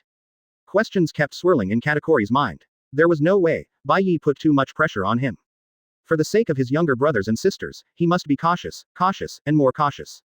The atmosphere at this time was even dozens of times more tense than before. In response to Bai Ye's humiliating words, Shanks smiled calmly. Young people today are really crazy. But in Shanks' opinion, Bai Ye's arrogance is quite normal.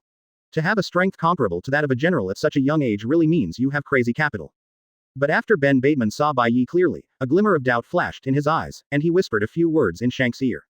After Shanks heard this, his expression became strange. Have we met somewhere? Bai Ye's heart trembled. Was he recognized after all? But Bai Ye is not so stupid that Shanks will tell the truth if he asks. Bai Ye did not dare to be arrogant at all and said, I didn't know before, but we will meet in Pushing City soon. Shanks was also angered by Bai Ye's attitude. Really? Why are all the young people of your era so crazy? You don't look down on us old people at all. It seems it's time for you to understand why you should respect the older generation. Quote. As soon as the words fell, Shanks' whole body erupted with an extremely terrifying aura, and the calm sea rippled. In the blink of an eye, with Shanks as the center, huge waves were set off in all directions, attacking all nearby ships. The originally cloudless sky turned into overcast clouds in an instant, and even the air seemed to become thinner, making even simple breathing extremely difficult. However, these are just side effects of Conqueror's Haki. Almost all the impact of Conqueror's Haki was borne by the White Yoruichi. Conqueror's domineering force is pressing towards Bai Ye like a violent storm, but Bai Ye is like a rock in the waves. Despite being blown by wind and rain, it still stands firm. Under this pressure, Bai Ye seemed to notice that a new power was growing in his body, and he was fighting against Shanks' Conqueror's domineering power. It's just that this new power is in a new state and is too weak, and is easily destroyed by Shanks' Conqueror's Haki. But with Bai Ye's infinite recovery passiveness, this power seems to be endless, appearing, confronting, destroying, and reappearing. As the number of times increases, this force becomes stronger at an unimaginable speed.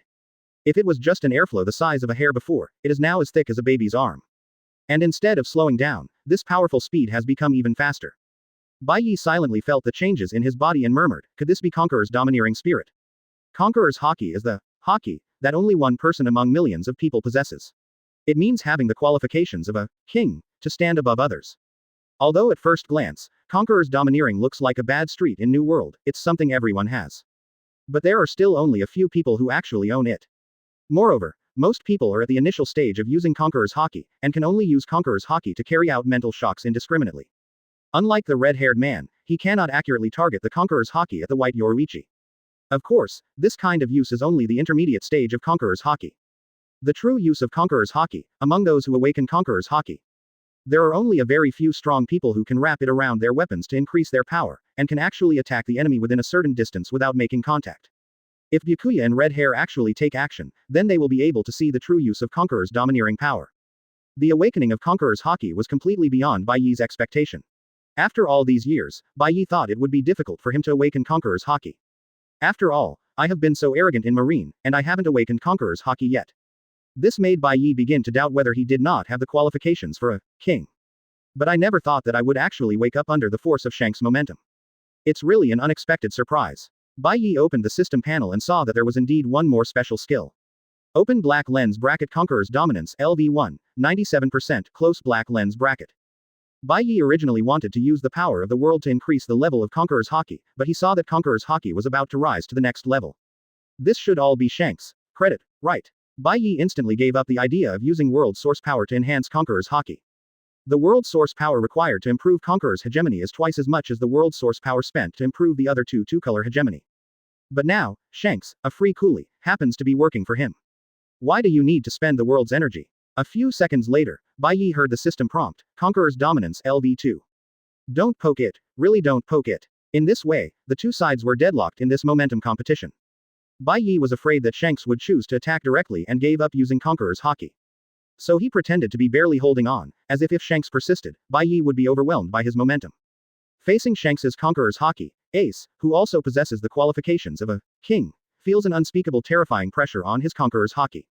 If Ace and Shanks were to have a Conqueror's Haki duel, I'm afraid Ace's Conqueror's Haki wouldn't be able to last even 3 seconds. Ace couldn't help being shocked and murmured, is this the Conqueror's Haki that Dad calls the strongest in the sea?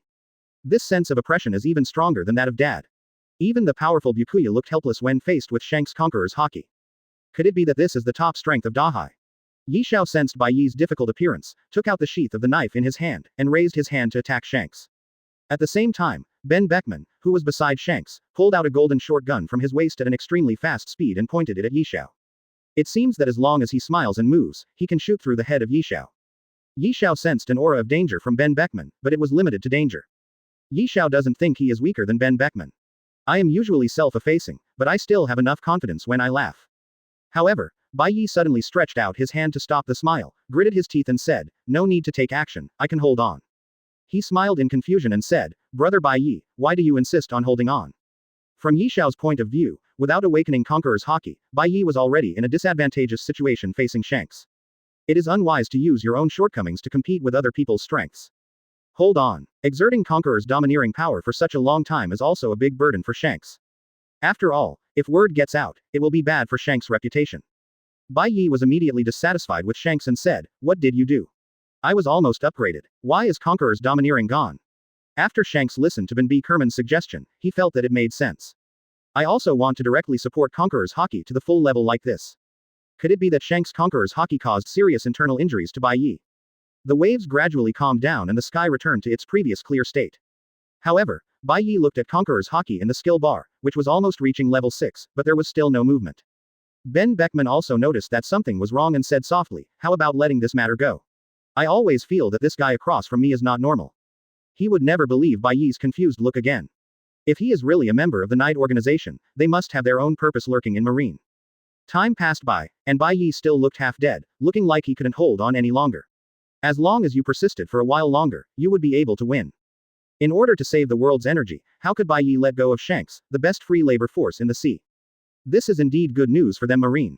If there was a real fight, Marine would be at an absolute disadvantage. But after Shanks finished speaking, Bai Ye still looked, in agony, as if he would fall to the ground in the next second. So let's drop this matter. Quote, "There is no way, the children of the poor have already become the masters." Lucky Lu, the senior cadre behind Shanks, couldn't help complaining, "Boss, are you okay? I haven't finished it for so long, and I'm hungry. How about we take a break and order food first?" Quote. Bai Ye watched as Conqueror's Haki reached level 3 in just a few minutes, with half more proficiency. But if you continue to waste time with him, you always feel that you must be the one who is being wasted to death. Only then did he realize that Shanks had taken back Conqueror's domineering spirit. Shanks raised his hand and casually wiped the sweat from his forehead, and said in a slightly lecturing tone, "In this hour, looking at your painful look, you should have understood how to respect your seniors." Everyone was shocked. What is going on? Shanks withdrew Conqueror's domineering aura, and the suffocating and terrifying aura disappeared instantly. After all, in addition to the red-haired pirates, there were also Marco and Katakuri. I don't want to bully the small with the big. Yi Xiao couldn't help but breathe a sigh of relief when he saw this. It seemed that Shanks was not ready to take action. "Refill it for me quickly. If we expose him rashly, it might make the Night Organization jump into panic. Like Garp, chasing us all over the sea is really not worth it." Quote. Shanks narrowed his eyes slightly, looked at the exhausted Bai Ye, and cursed in a low voice, "What the hell is this guy? Even the donkeys in the production team can't carry it that well." I almost laughed out loud on the spot. Even at this time, fine beads of sweat began to appear on Shanks' forehead, and his chest began to rise and fall slightly. If you can avoid fighting this kind of battle, try not to fight it. Not for anything else, because he was really tired, physically and mentally. Chapter 168 The Top of the Forbidden City, Sword God Bai Ye. Advertise here. Let Shanks continue Conqueror's Haki. Everyone present was dumbfounded by Bai Ye's words. What's happening here? Was Bai Ye really beaten stupid by Shanks? However, some people think that Bai Ye is just pretending to be B. After all, Bai Ye looked quite embarrassed when he was barely holding on under Shanks' Conqueror's dominance. Yi Xiao stretched out his hand behind Bai Ye awkwardly and pulled Bai Ye's sleeve. "Brother Bai Ye, at your age, being able to sustain Shanks' Conqueror's domineering power for so long has proven your strength to everyone. There's no need to yell at Shanks anymore, it's almost done. Sweat soybeans." Although Yi Xiao is not afraid of going to war with the red-haired pirates, he should try his best to avoid such a war in which he does not have the upper hand. After all, anyone with a discerning eye can see Bai Ye's miserable appearance under Shanks' Conqueror's domineering pressure. There is no need to continue fighting. Shanks is also puzzled. He has been at sea for more than 20 years and has been one of the New World 4 emperors for 6 years. In all these years, he has never heard anyone ask him to continue to use Conqueror's domineering power to suppress his demands. Bai Ye was really the first person to make such a request. Just when Shanks was hesitating whether to comply with Bai Ye's request, everyone's eyes suddenly looked to the other side of the sea at the same time.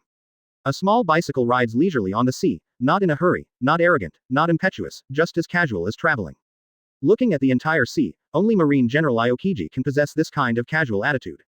Shanks couldn't help but frown and asked in confusion, "Why is Marine General Aokiji here too?" Ben Beckman looked at Aokiji's getting closer and whispered, "Captain, if you include Aokiji, in terms of top strength, Marine's side is almost the same as us. If a fight really breaks out, the situation may not be good for us." When Shanks heard this, the conqueror's domineering spirit that had been booming instantly stopped. As Ben Beckman said, the balance seems to be tilting in Marine's direction at this time. With the arrival of Aokiji, the frozen fruit ability user, the atmosphere between the two parties seemed to be frozen. I saw Aokiji parked his bicycle leisurely on Bai's boat, lifted up the blindfold on his eyes. Looking at the exhausted Bai Ye and the aggressive Shanks with slightly narrowed eyes, he thought to himself. Sure enough, Bai Ye, who has my 3-point strength, is still a little reluctant when facing a top powerhouse like Shanks. Fortunately, I arrived in time this time, otherwise, my little junior brother might have been killed by Shanks. Quote. At this time, Aokiji looked at Bai Ye as if to say, don't worry, no one dares to bully you as long as I am here, brother. Bai Ye glanced at Aokiji helplessly, my good brother, are you here to cause trouble? Shanks was about to take action again, but now that you are here, my idea of leveling up through Shanks is completely hopeless. Quote. However, just when Bai Ye was feeling tired, he heard Yishao exclaiming behind him, Aokiji is really timely. Now it's hard for Shanks to take action again. This unnecessary war can be avoided. Brother Bai Ye, you don't have to hold on any longer to avoid causing internal injuries to yourself. Quote. Hearing Yishao's words, Bai Ye's throat was blocked and he almost vomited blood. But in this situation, Bai Ye can't blame Aokiji's arrival. Looking at Aokiji's face, it just said that I am here and there is no need to be afraid, and he smiled happily because he had avoided a war. Bai Ye's face turned pale, and he shouted in his heart, what a sin. Are these two pig teammates? If it wasn't inappropriate, Bai Ye would have wanted to punch Aokiji and Yishao down first. Byakuya looked at Aokiji with wet eyes and murmured, woo, I don't want to use the power of the world. However, when Aokiji saw Bai Ye's expression, he thought that Bai Ye was deeply moved by his timely arrival. So, with his heart racing, Aokiji said firmly to Bai Ye, brother Bai Ye, don't worry, as long as I'm here today, I will never let Shanks hurt you again. Bai Ye heard the determination in Aokiji's words, his throat felt hot, he staggered, and almost lost his balance. And Yishao took a step forward, supported Bai Ye, and consoled him, brother Bai Ye, you can rest in peace and recover from your injuries. With me and General Aokiji here, we will never let you be harmed again. At this time, Bai Ye was no longer able to complain. Bai Ye's eyes were dull and distracted, and he weakly said, let's go, I want to be alone for a while. Aokiji stood in front of Bai Ye and said coldly, Shanks, if I were you, I wouldn't choose to stay here. Shanks took off the griffin from his waist, put it directly on his shoulders, and said domineeringly, do you think you and Yixia alone, plus a seriously injured Bai Ye, are enough to compete with our red-haired pirates? We, the Iron Wall pirates, are not called us for nothing. Quote. Aokiji said calmly, Lieutenant General Garp was furious when he saw a reward notice a few days ago. I am searching for traces of you all over the sea, saying that I must tear you apart with my own hands. Now Lieutenant General Garp has learned that you are here and is on his way here. Then it won't be me and Yishao. We also need to add Lieutenant General Garp. Are you sure your red-haired pirate group can handle the three of us? Shanks' expression suddenly changed and he said in disbelief, what? That old man Garp is chasing me across the sea again. Why didn't I receive the message? At this time, Ben Beckman whispered in Shanks' ear. Captain, you forgot. After Luffy went to sea, we withdrew the men who had been watching Garp. Shanks suddenly realized, yes, this is indeed the case. No, we can't be hit by that old stubborn Garp. Brothers, the wind is blowing. I saw the crew members of the red-haired pirates turning the ship around in an orderly manner, preparing to escape. It seemed that they had experienced this scene many times. Lackey Lu suggested hesitantly, boss, why don't we leave after eating? I'm about to starve to death. Shanks said angrily, eat, just eat.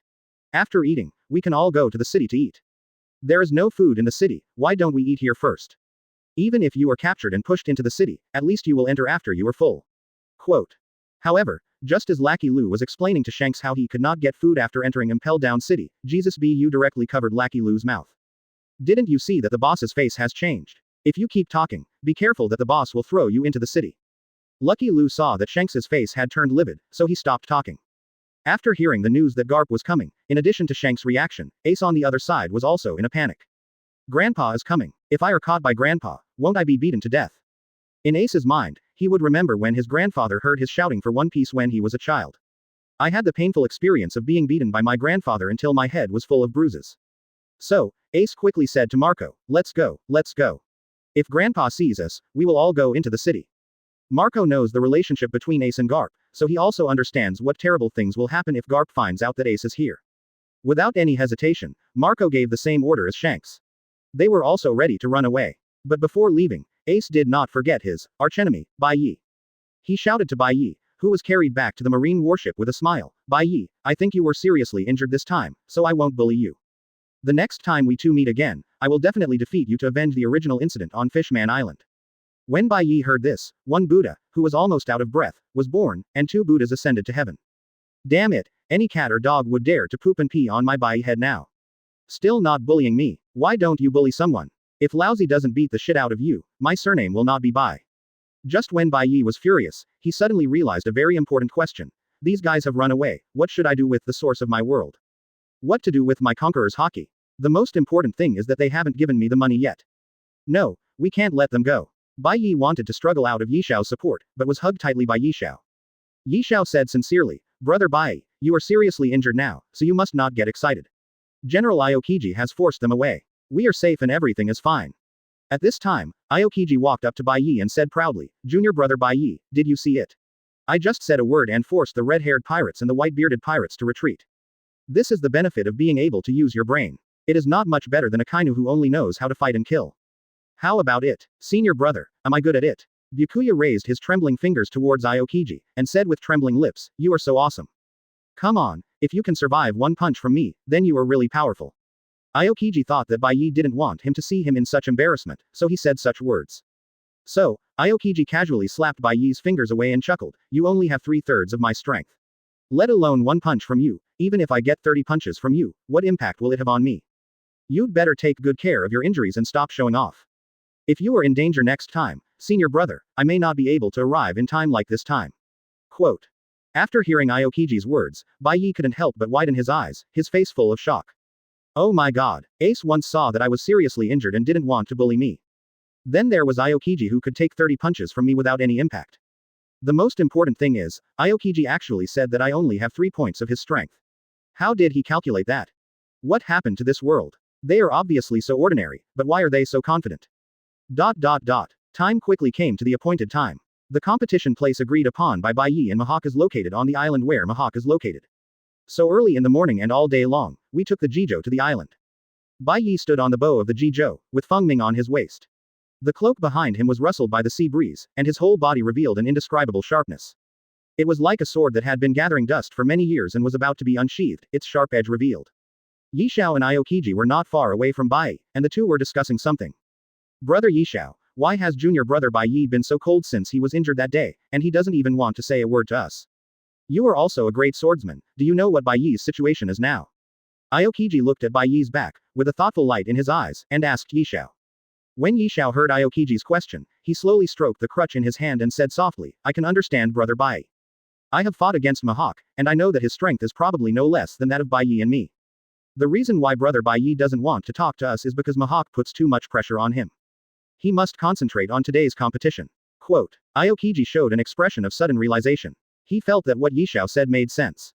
As expected, he and junior brother Bai Ye are both great swordsmen, and their understanding of each other is really deep. Understand me. Standing at the bow of the ship, Bai Ye listened to the conversation between the two, a cold smile appeared on the corner of his mouth, and thought to himself. You can understand a hammer, but no part of your analysis is right. The reason why Lousy doesn't want to talk to you is because he is afraid that if he looks at you one more time, he will chop you to death with a knife. Quote. Thinking of the red-haired pirates and the white-bearded pirates who left because of Aokiji's words, and the big mom pirates who took advantage of the chaos, Byakuya felt extremely sad. Those are all the Shining World sources and the Green Bailey. He was let go by Aokiji just like that. But when he wanted to stop them from leaving, he was hugged tightly by Yishao, making it difficult for him to take action. Every time he thought of this scene, Bai Ye would tremble with anger. Aokiji exclaimed, look, junior brother Bai Ye's body is actually starting to tremble, and his breath is a little unstable. Yishao said with a hint of worry, this should be because Bai Ye's injuries from the battle with Shanks have not yet healed. In that case, wouldn't it be dangerous for junior brother Bai Ye to fight Mahak? Yishao nodded in agreement, for the safety of brother Bai Ye, we must take action at the critical moment to save brother Bai Ye from Mahak.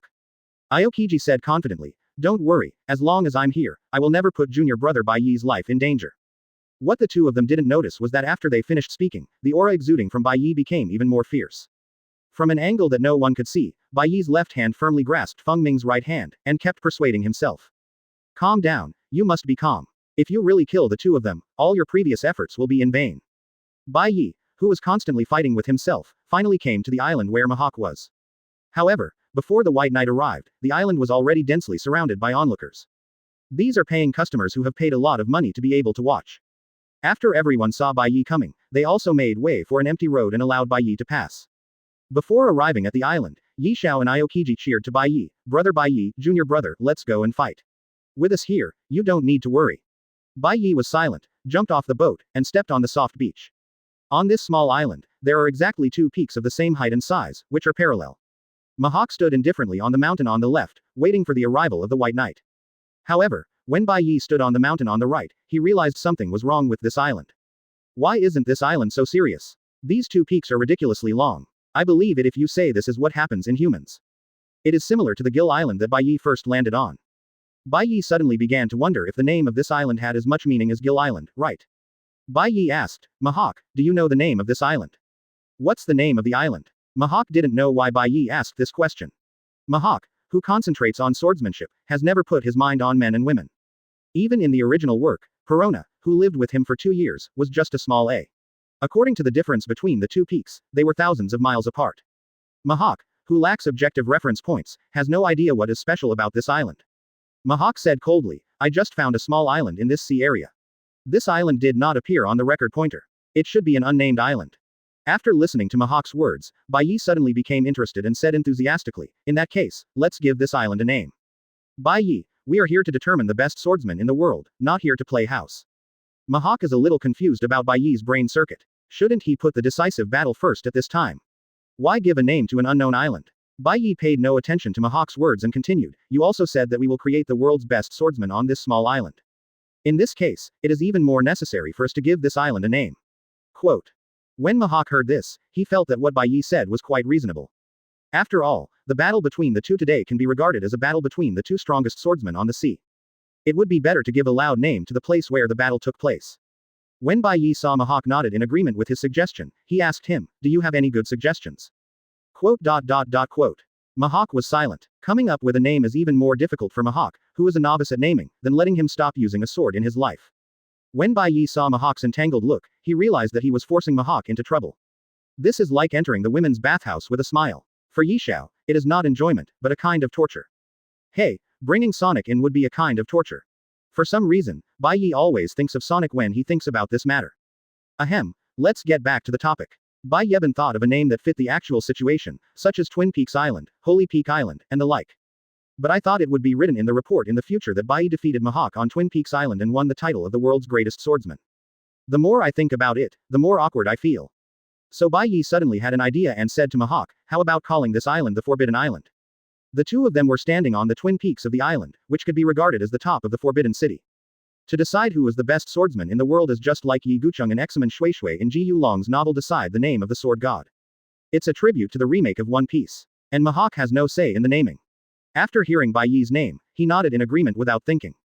Perhaps it is because of this that Mihawk takes the famous power user Zoro as his disciple in the original work. Bai Ye could even imagine Mihawk's mental activities at that time. Hey, this young man's moves are weak, but the names of the moves are louder and louder than the last. It can be seen that you are very talented in swordsmanship. Why don't you let me accept you as my disciple? After all, sword training is a matter of skill, but naming is not something everyone can do. After deciding on the name of the island, Bai Ye did a complete show, raised Feng Ming and said, "Feng Ming, one of the 50 pieces of Yuan Liang's sword, is made of Jack's ivory, and Kaido's dragon horns will be added in the future." No matter how strong Mihawk's psychological quality is, he can't help but frown at this time. What is all this mess? Jack's tusks, Kaido's dragon horn, can these gadgets really create famous swords? For some reason, Mihawk was suddenly interested in these two things. Let's not think about Kaido's dragon horns for now. Jack's ivory is relatively easy, how about I try it in the future? But now is not the time to think about these things. Mihawk still pulled out the Black Knife Knight in a wise manner and said coldly, "The 12 skills of the Supreme Sharp Knife, Black Knife Knight. The process that should be followed is completed, and the next step is to fight with real swords and guns." The surrounding audience, looking at Mihawk and Bai Ye on the mountain, discussed one after another, "Who do you think can win and win the title of the world's best swordsman, Lieutenant General Bai Ye or Mihawk?" No need to think about it. It must be Mihawk. Everyone looked at the sound and found that the speaker was Beasta, the captain of the 5th Division of the Whitebeard pirates who left a few days ago. As a great swordsman, how could Beasta not bear to watch this battle between the top swordsmen in the sea? So after Ace and Marco left, he came over 2 days later with the ship of the pirate group affiliated with the Whitebeard pirates. Beasta's name is still very loud in the New World, so after hearing Beasta's words suddenly, everyone asked why. Beasta crossed his arms and confirmed, Byakuya was seriously injured when facing Shanks Conqueror's Haki a few days ago, and he will definitely not fully recover in such a short period of time. And Mihawk can become the world's best swordsman, fighting his way up from weak to strong. Its strength is recognized as the strongest among all swordsmen. But Bai Ye's strength is only limited to the move in the image, and his various achievements are too vague. So no matter how you look at it, it is easier for Mihawk to win. Quote. After Beasta's comments, everyone who was originally confused felt that their eyes became clear, as if they could see the outcome of this battle at a glance. Not far away, Ain and Dasky also heard Beasta's words, and asked Yishao and Aokiji with some worry, will senior brother Bai Ye really lose? Yishao remembered Bai Ye's trembling on the way here and hesitated, it's hard to say. If brother Bai Ye really loses, General Aokiji and I will do our best to save his life.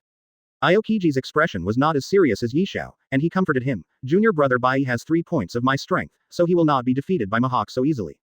While everyone was talking, Bai Ye rushed towards Mihawk with Feng Ming in hand, not even using a tentative slash. After everyone saw Bai Ye's behavior, they were even more convinced that Beasta's words were correct. And Beasta directly asserted, I'm so anxious, Bai Ye is so anxious, he can't even slash.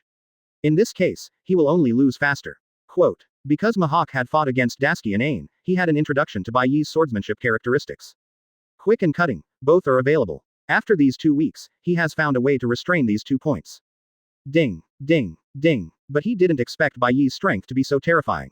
However, before Mihawk's arm could recover, Bai Ye launched a new round of offensive again. It's as if everything is the result of Bai Ye's careful control. The crisp sound of steel communication resounded throughout the sky, causing all the clouds covering thousands of miles to disperse. The speed of Bai Ye's sword swing seemed to be beyond Mihawk's expectation. It was so fast that it was like a stream of light and could not be seen. Facing Bai Ye's crazy attack, Mihawk couldn't even fight back for a while. The two sides are several levels apart in strength.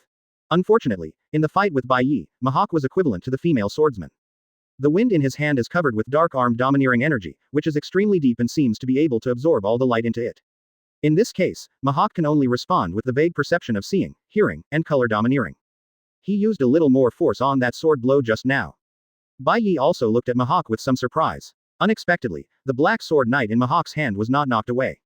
A series of extremely dense collisions sounded one after another. The mountain peak at Mihawk's feet was unable to support the waves of terrifying force. Some cracks began to appear, and countless cracked rocks tumbled down. The well-prepared black knife, Yi, appeared from a strange angle like an antelope hanging its horns, blocking Feng Ming. The height of the entire mountain continues to decrease.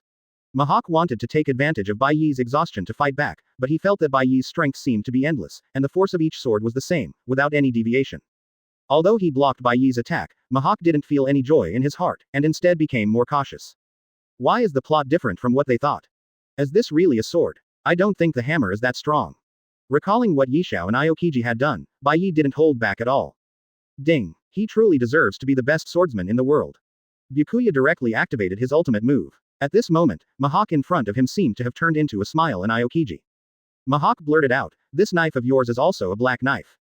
In the eyes of everyone, Feng Ming in Bai Ye's hand seemed to disappear out of thin air. The knife was swung out, but before the knife could reach it, the sharp oar that cut everything into pieces directly cut holes in Mihawk's clothes. When the knife was struck, Mihawk felt a dull pain in his right hand, and his entire right arm began to feel numb. The people around were stunned as they stared at what was happening in front of them. What on earth was going on?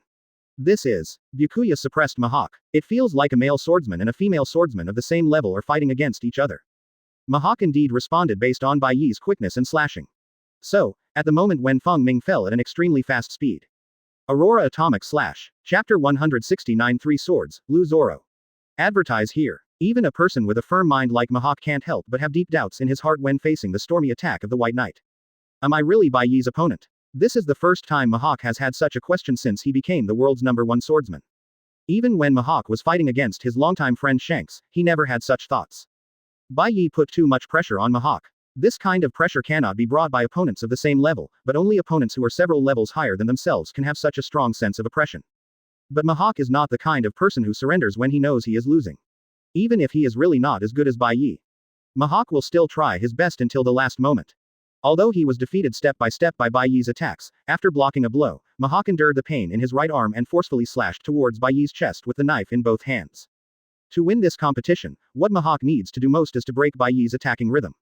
Only in this way can he get a chance to breathe and launch a counterattack against Bai Ye. With Bai Ye's strength, he could have ignored Mihawk's slash to his chest. But he didn't want to be too exaggerated in front of everyone, so he retreated directly and returned to the mountain peak where he was before. At the same time, both sides reached a conclusion. Both of them were standing on the same high mountain before, but now the height of the mountain at Mihawk's feet was only half that of Bai Ye. Although this does not mean that Mihawk lost this competition, it also shows the gap in strength between the two from another aspect. Although Mihawk looked slightly embarrassed, his expression did not change at all. After taking a few breaths, he launched a direct attack on Bai Ye. In an instant, dozens of slashes like will-o'-the-wisp struck Bai Ye overwhelmingly. However, Bai Ye smiled indifferently and waved his right hand, throwing Feng Ming in the direction of Mihawk. What does this mean? As a swordsman, he even threw away his sword. The audience present were puzzled by Bai Ye's sudden move. Even Mihawk didn't understand what Bai Ye did. The throne wind turned into an extremely huge black waning moon, and the will-o'-the-wisp-like slashes wherever it passed were directly annihilated and disappeared as if they were absorbed into it. Feng Ming was extremely fast and arrived in front of Mihawk in a matter of seconds. Mihawk's expression changed suddenly. If he was swept by this black waning moon, he would probably end up no better than the slash he swung. Mihawk didn't create the slightest obstacle and dodged directly. The black waning moon fell on half of the mountain peak, but did not make any sound. Half of the mountain peak actually disappeared without a sound, leaving only a crescent-shaped pit on the ground covering a third of the island. Feng Ming was inserted in the middle of the deep pit. Seeing a huge mountain peak hundreds of meters high quietly disappear from sight, this visual impact was quite big for everyone present. Especially the women present felt a pain in their chests, fronts for some reason, as if they felt the pain of this island. Although Mihawk was shocked by the power of Bai Ye's sword, he did not forget that he was still in the competition at this time. He immediately calmed down and looked up at the mountain peak where Bai Ye was. This sight surprised Mihawk. Bai Ye was not on the mountain peak at this time. Mihawk felt a strong sense of crisis in his heart. The next time he looked at Feng Ming in the pit, he found that Feng Ming had also disappeared, leaving only an inch-long sword mark on the ground. A bad idea came to Mihawk's mind. Just as he was about to turn around, a long sword was already placed on his neck. The coldness and sharpness of the sword made goosebumps appear on Mihawk's neck. Bai Ye's calm voice sounded behind Mihawk, "You lost." Until this time, Mihawk showed a helpless smile on his stern face, put the black sword Yi back into the scabbard on his back, opened his hands, and turned to face Bai Ye. Bai Ye looked at Mihawk's actions and suddenly remembered a very familiar famous scene. When Mihawk defeated Zoro in the East China Sea, Zoro seemed to have done the same thing. Sure enough, what Mihawk said next perfectly replicated the scene at that time. "I lost. Being hit with a sword in the back is a shame for a swordsman, so I hope you can give me a fatal blow from the front." When Bai Ye heard this, he was stunned for a moment, then smiled and said, "That's amazing. In that case, I will satisfy your request." "Thank you." Mihawk took a deep breath and said. Bai Ye's figure flashed and appeared behind Mihawk, putting Feng Ming into the scabbard. There was an injury on Mihawk's chest from the left waist to the right shoulder, and the blood dyed the clothes red at an extremely fast speed. Although Bai Ye did not kill anyone, Mihawk's injuries were serious. After all, he didn't take any defensive measures when facing Bai Ye's move. But with the strength of his body, he was able to withstand this move. Mihawk staggered and knelt on one knee, his perseverance keeping him awake. This failure isn't entirely a bad thing for Mihawk. At least he knew that there was someone on the sea who was stronger than him. Now, like other swordsmen, he had a chasing figure. Mihawk reluctantly said, "I will abide by the agreement, announce my withdrawal from 7 warlords of the sea, and will not leave the island for 2 years. These are the agreements Bai Ye and Mihawk made before. Now that he has lost, he will naturally act in accordance with the agreement. Moreover, Bai Ye spared his life in this battle, so he would not do anything that violated the agreement." Bai Ye looked at Mihawk's somewhat lonely figure and said, "Actually, you can find an apprentice with swordsmanship talent in the past 2 years. Maybe you can get some unexpected gains from teaching your apprentices." Quote. Mihawk asked in surprise, "Is this how your swordsmanship level improved?" "By teaching the 2 marine female swordsmen." Bai Ye nodded shamelessly. He had indeed gained some unexpected gains while teaching Ain and Daisuke.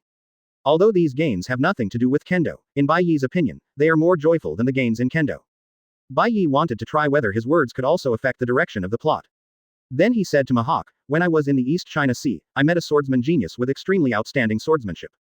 It's a pity that I had other things to be busy with, so I passed by that swordsman genius.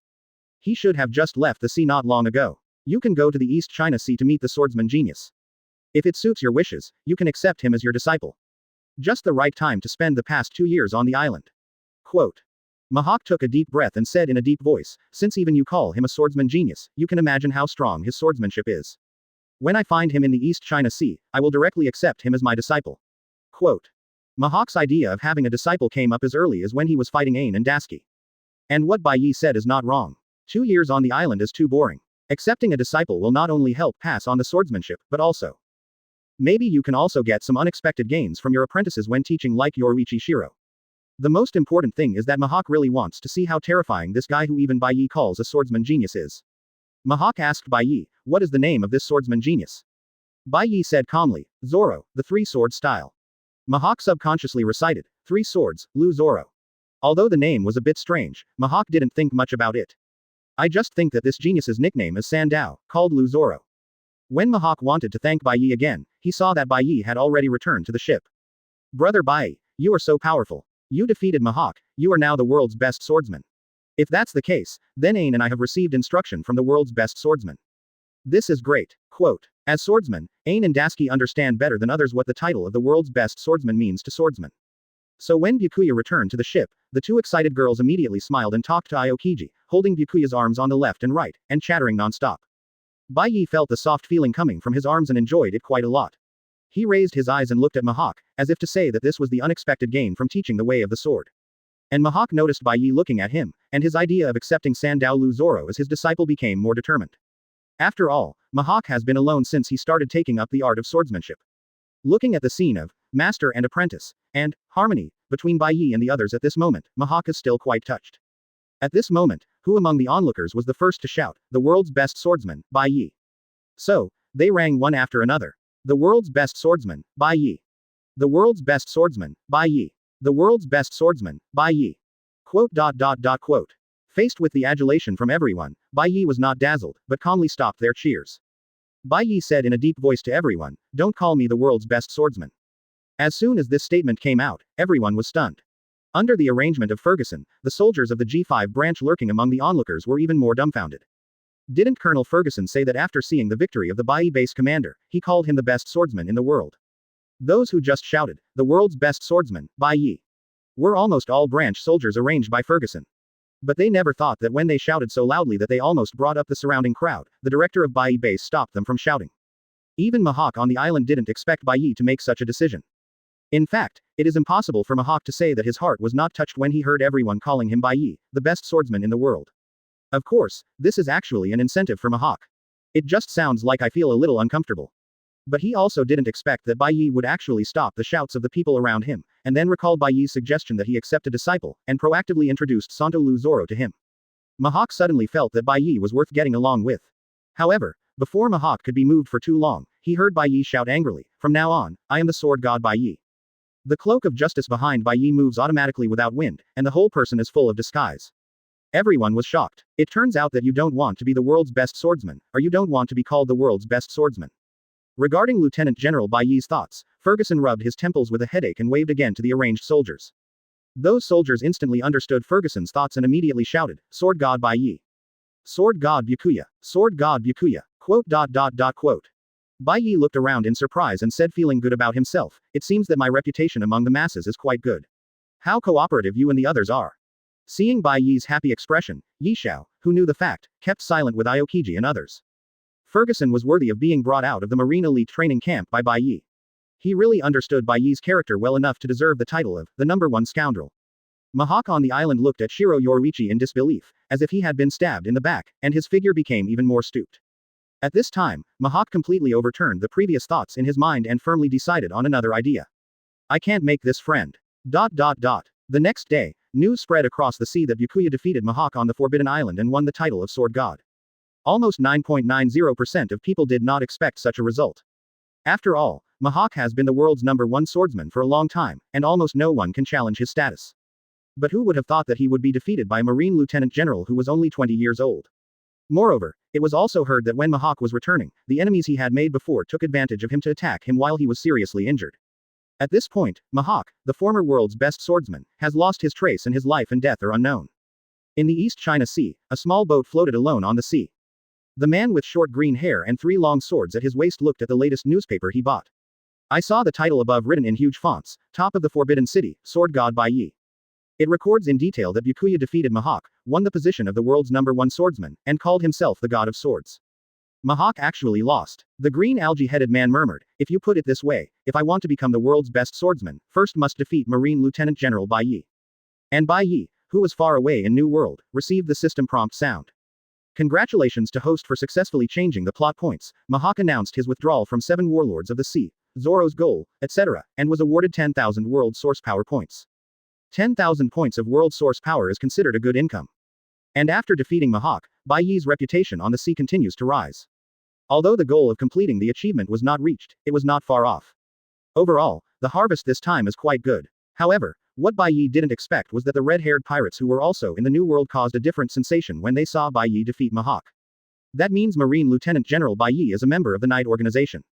Not far away, Shanks and Ben Beckman were reading newspapers and listening to everyone's discussions. Lucky Lou held a huge barbecue in one hand and a newspaper in the other greasy hand, and read loudly, "The top of the Forbidden City, the sword god Bai Ye. The gap is so big, how did Mihawk lose? That's why he acted like he couldn't withstand my conqueror's dominance, but he was able to defeat Mihawk head-on in a battle a few days later." Quote.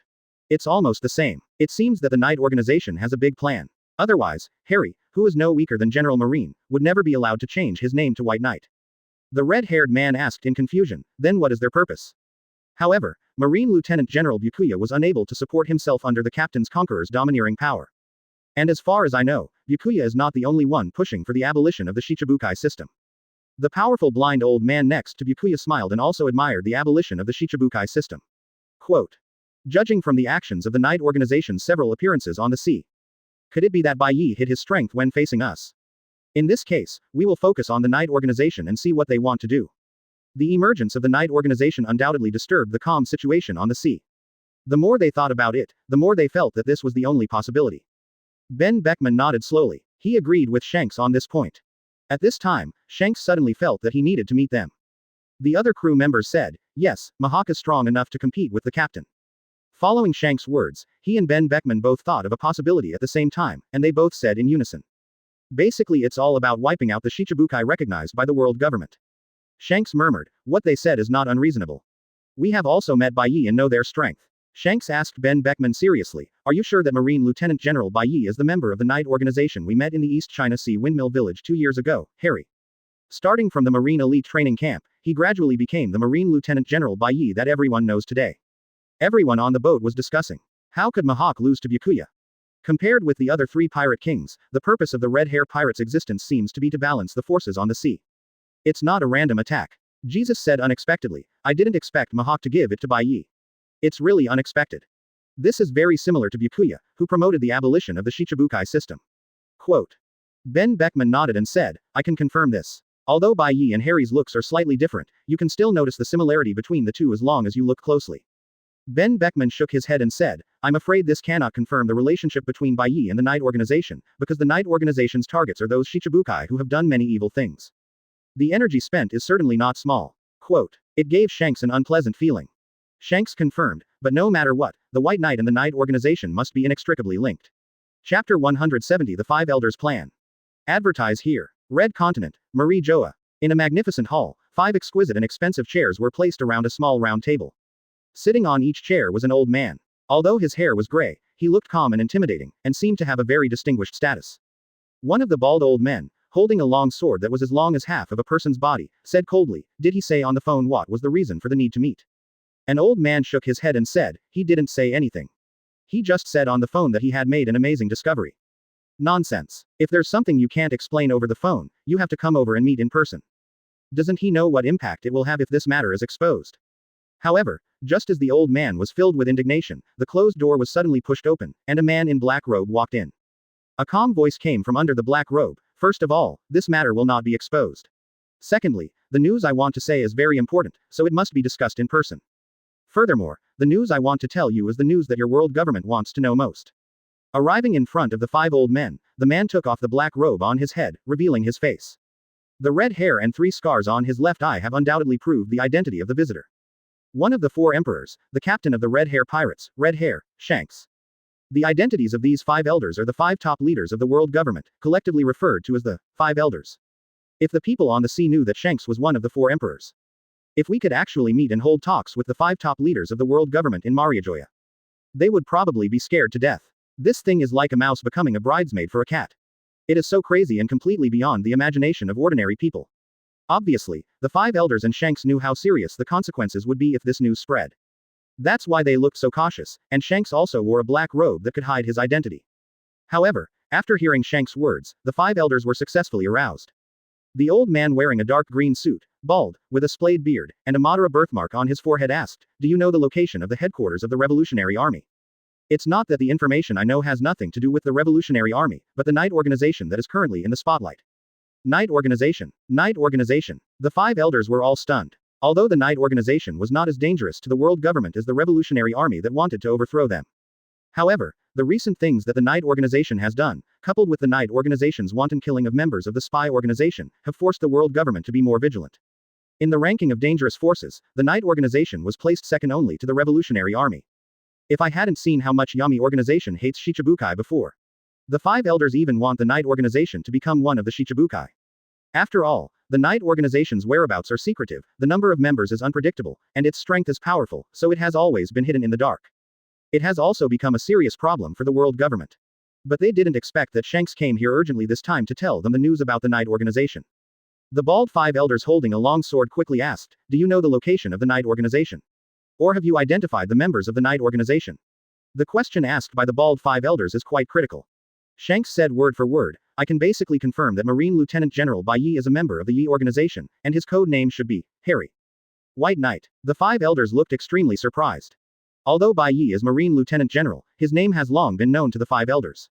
Except for the things Bai Ye did and the pirates he defeated. The most important thing is that Marine Fleet Admiral Sengoku just submitted an application to five elders 2 days ago, proposing that Marine establish an additional general in addition to the 3 generals.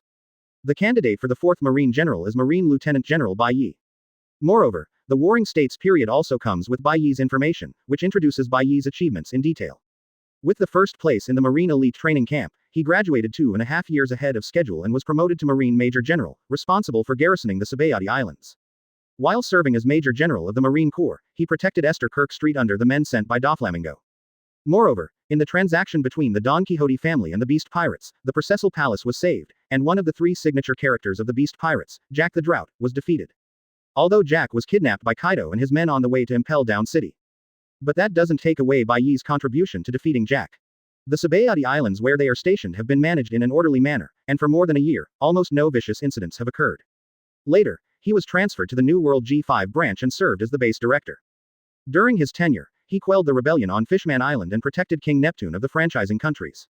Defeated Snag, one of the 4 desert generals of the Big Mom Pirates.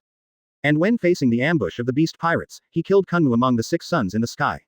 This made the Big Mom Pirates and the Beast Pirates almost never leave their own waters during the half-year tenure of Byakuya. Expose the evil deeds of Heavenly Yaksha, Doflamingo, one of the original Shichibukai, and calm the anger of the kingdom of Dressrosa. Some time ago, he defeated Mihawk, the world's #1 swordsman, head-on, proving that his strength is no less than that of a general. After the Warring States period listed everything Bai Ye had done in the past 2 years. Even he himself didn't expect that Bai Ye had already done so many things. When the 5 elders saw Bai Ye's achievements, they also had a headache. If this credit appears in any Marine Lieutenant General, and this Marine Lieutenant General has a strength no less than that of a general, none of the 5 elders would refuse the Sengoku Fleet Admiral's offer. After all, the combat power of the general level can be counted on the fingers in the entire sea. But what makes the 5 elders feel embarrassed is that the candidate to become the 4th Marine General is Byakuya, who took the lead in challenging the world government and demanding the abolition of the Shichibukai system. And after the last meeting, 02 truthfully told what happened during the meeting. And also told the 5 elders what Doflamingo said during the final interrogation. Byakuya's purpose of joining Marine is definitely not simple. If you let Byakuya do whatever he wants in Marine, I'm afraid Marine will no longer be the Marine of the world government. The combination of these has left 5 elders struggling with whether to agree to Marine Fleet Admiral Sengoku's proposal. Now add to this the news that Shanks is absolutely sure that Marine Lieutenant General Bai Ye is Harry in the Knight organization. This puts 5 elders in a dilemma. Originally, I was still debating whether to let Bai Ye become Marine's 4th general. But now, the tangled content has become whether to arrest Bai Ye for interrogation. And if they really want to capture Bai Ye, 5 elders also need to consider the pressure from Marine. After all, Bai Ye's identity is not simple. He is the nephew of the Warring States period and a disciple of Zephyr. It is said that the smile of his subordinates also reflects the strength of a general. There are also some forces in Marine who worship and support Bai Ye. These are all aspects that 5 elders needs to take into consideration. One of them, an old man wearing a dark blue suit, with long straight white hair and a long beard, asked hesitantly, "Is this news true? Is there any conclusive evidence?" The red-haired man looked very surprised after hearing this. When did the world government need to be cautious and wait until there was conclusive evidence to arrest a Marine Lieutenant General? Faced with the question from the bearded 5 elders, Shanks answered truthfully, "I met Bai Ye in the East China Sea more than 2 years ago, and he told me this personally." The air fell silent again. The bald 5 elders grumpily hit the floor tiles with their long sword and said sternly, "Whether Bai Ye is a member of the Ye organization or not, we will know after he is captured and interrogated first." But when he finished speaking, no one echoed his words. because they knew that moving Bai Ye would directly involve the combat power of 4 generals. Therefore, one must be extremely cautious in this matter. However, before Shanks could speak again, the bearded old man said directly, "You have been away for too long, and it is easy to arouse other suspicion, so you should leave Mary Joa as soon as possible." This is a direct eviction order for Shanks. A cold glint flashed in Shanks's eyes, and he decisively turned around and left without saying another word. After Shanks left, the other 3 of the 5 elders slowly said, "You can attack Bai Ye, but we can't attack Bai Ye." The bald 5 elders wondered, "What do you mean?" "There are too many difficulties to directly capture Bai Ye, so we cannot take action, but with the help of other forces." The blonde 5 elders said, "The document submitted by the Warring States period not only represents Bai Ye's achievements. From another perspective, it is the list of enemies Bai Ye provoked on the sea." Quote. Hearing this, the bald 5 elders thought thoughtfully, "You mean to let the Big Mom pirates and the Beast pirates join forces to deal with Byakuya?" Judging from the credit alone, the Big Mom pirates and the Beast pirates were the ones Bai Ye provoked the most. The white curly-haired 5 elders who had never said anything said, "Yes, just telling the Big Mom pirates that Byakuya is a member of the Knight organization is enough to arouse Big Mom's anger. And Byakuya himself has a grudge against the Beast pirates, based on the relationship between Kaido and Big Mom. We just need to find a way to make the Big Mom pirates and the Beast pirates form an alliance so that they can jointly attack Byakuya." Faced with the attack of the 2 emperors, Bai Ye would definitely be unable to withstand the attack. In order to save his life, he might have no choice but to reveal his identity as a member of Ye's organization and let Ye save him. Quote. Then what if he doesn't want to reveal the identity of the Knight organization? If we are not exposed, wouldn't it be better for us to die at the hands of Kaido and Big Mom? The members of the Knight organization were eliminated, and the hatred was transferred to Kaido and Big Mom. It also eliminates the unstable factors in Marine, making it easier for the world government to control Marine. For 5 elders, this is a surefire deal. Bearded 5 elders added, "Yes, in order to avoid accidents, we have to take Marine into consideration. When Big Mom and Kaido take action, we must ensure that no Marine can support Byakuya." Quote. Judging from Bai Ye's strength, maybe we can stir up more forces to deal with Bai Ye. Don't Marco and Ace in the Whitebeard pirates have a grudge against Byakuya? Try to create an accident and let the members of the Whitebeard pirates die in Bai Ye's hands. If Whitebeard can be allowed to take action, then this matter will be more secure. During the discussions between the 5 shady old coins, a large net against Bai Ye was being compiled in full swing. At this time, Bai Ye was looking at his system panel in the office. Open black lens bracket host. Bai Ye close black lens bracket. Template. One Punch Man, Saitama. Fusion degree. 60%. World source power. 71,500. Fusion degree 60% 61%, requires world source power, 6100. Special skills. Imperial engine, extreme psychic power, full, armed hockey, full, hardened wisdom hockey, full, genjutsu, extreme swordsmanship, full, infinite recovery, passive conquerors hockey LV6. Sonic ninja. Sonic. 1000 points, junior general. Emperor engine. King. 10 points, ordinary people. Trembling. Tornado. 1200 points, low-level general. Bai Ye saw that all skills except Conqueror's Hockey had almost reached full value, and he couldn't help but feel a sense of pride in his heart. These are the fruits of his 2 years of hard work. Looking at the column of world source power, it seems that the integration degree can be increased by 10 points. Bai Ye decisively chose to improve the fusion degree without any hesitation. As for Conqueror's domineering power, he didn't have to worry about it. He would wait until he could gain no more experience from Shanks before considering using the world source power to improve it. After all, even without the bonus of Conqueror's domineering power, Bai Ye is still a strong man at the pinnacle of the sea with the strength he usually displays. Congratulations to the host for reaching 70% integration. You can randomly select the special abilities of the powerful in the world of One Punch Man. The extraction is completed. Congratulations to the host for obtaining the ability of the dragon-level monster Sykes to control gravity. Because manipulating gravity is an ability in telekinesis, it is directly attributed to the ultimate telekinesis. After Bai Ye saw this prompt sound, he waited silently for a long time. But I didn't see the system emit a boosting sound again. Quote question mark. Quote. Bai Ye's face was filled with question marks. Since it belongs to the ultimate power of telepathy, according to the process, shouldn't I be allowed to upgrade the ultimate power of telepathy again? Why is the system silent? Could it be that the computer crashed? What's more, with the strength of Bai Yi's own power, he can already control gravity, so why bother to control gravity again? However, after Bai Ye asked the system, he figured out what was going on. If Bai Ye manipulated gravity with his previous telekinesis intensity, it was at the primary stage and he was not proficient at it. But after acquiring the exclusive skill, Bai Ye's gravity manipulation was upgraded to the top level, and its power was even more powerful than the gravity fruit ability user Yishao. After receiving a systematic explanation, Bai Ye murmured, "Does it mean that I can play with Yishao and summon meteorites in the future?" Generally speaking, this skill is not very helpful to Bai Ye. But it's not without some benefits. The simplest point is that Byakuya can use the telekinesis to control gravity as a marine. Anyway, Yi Xiao is the news about the gravity fruit ability user, and you can find out with a little inquiry. As long as Yi Xiao is present, even if Bai Ye himself uses gravity control, others will not suspect Bai Ye and will only think it is because of Yi Xiao. This made Bai Ye more determined to keep Yi Xiao with him. With such a perfect scapegoat, it would be a waste not to use it. However, before Bai Ye could think about how to better use Yi Xiao's role as a scapegoat, he suddenly received a call from Warring States Fleet Admiral. Bai Ye answered the phone and said casually, "Hey, Warring States, what do you want from me, the sword god?" Quote. Sengoku on the other end of the phone had a dark face and said nothing. Why did this kid become more and more aggressive after defeating Mihawk? Not only did he not even call him Fleet Admiral, he even shamelessly called himself the Sword God. Why didn't that guy Mihawk hack this kid to death in the competition? It's really useless. He is worthy of being the former #1 swordsman in the world. On a coffin ship heading to the East China Sea, Mihawk, who was seriously injured, suddenly sneezed several times and couldn't help but sigh. Oh, it's so shameful that I can catch a cold even with my physical condition. After the East China Sea, I'd better recover from my injuries and then go find the swordsman genius Bai Ye mentioned. Anyway, it's easy to find someone with a well-known name.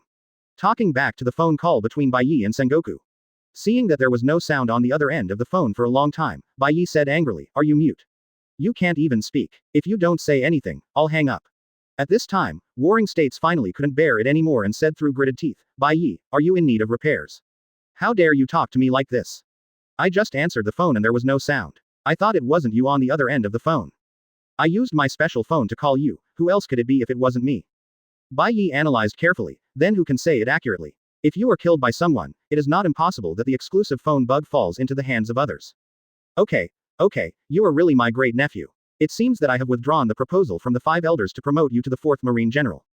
Zhang Guo was so angry that he inadvertently pulled off a lot of his beard.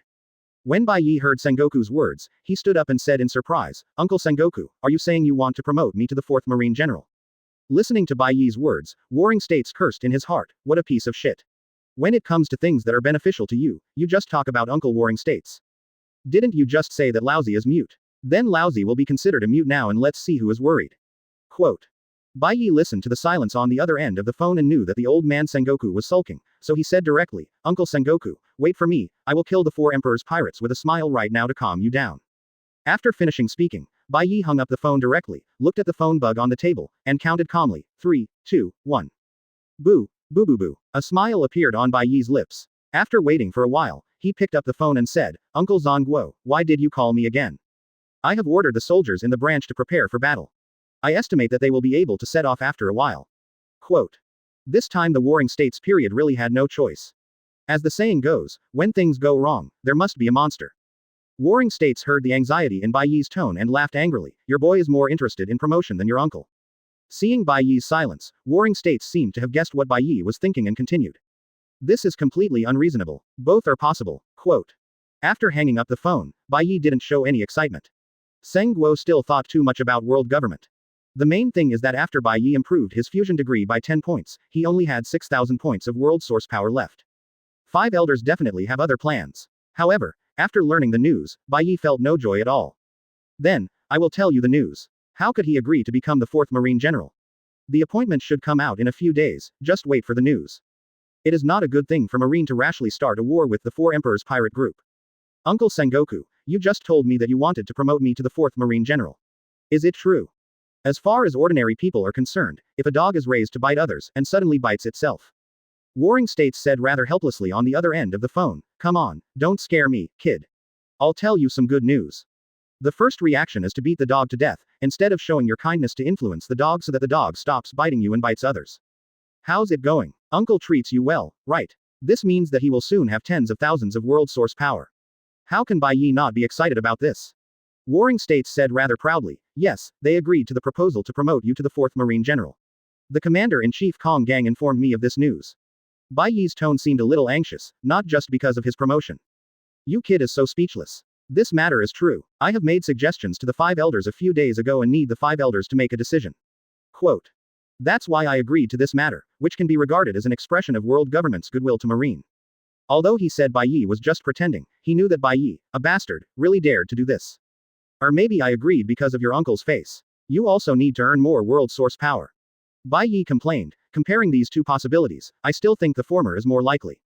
Okay, You kid, just have some fun, uncle, I'm going to get busy. Quote. Otherwise, Sengoku would have already gathered all the strength of the Marines to destroy one or two four Emperor's pirate groups first. According to the temper of the five elders, just taking the lead in abolishing Shichibukai is enough to make them dissatisfied with themselves. Don't think so much. Perhaps it is because after the last meeting, we saw the importance of our marine and knew that only by cooperating with each other and reaching a consensus can we better manage the sea. Now Sengoku told him that he might be promoted to Marine General. Bai Ye frowned and said, 5 elders agreed.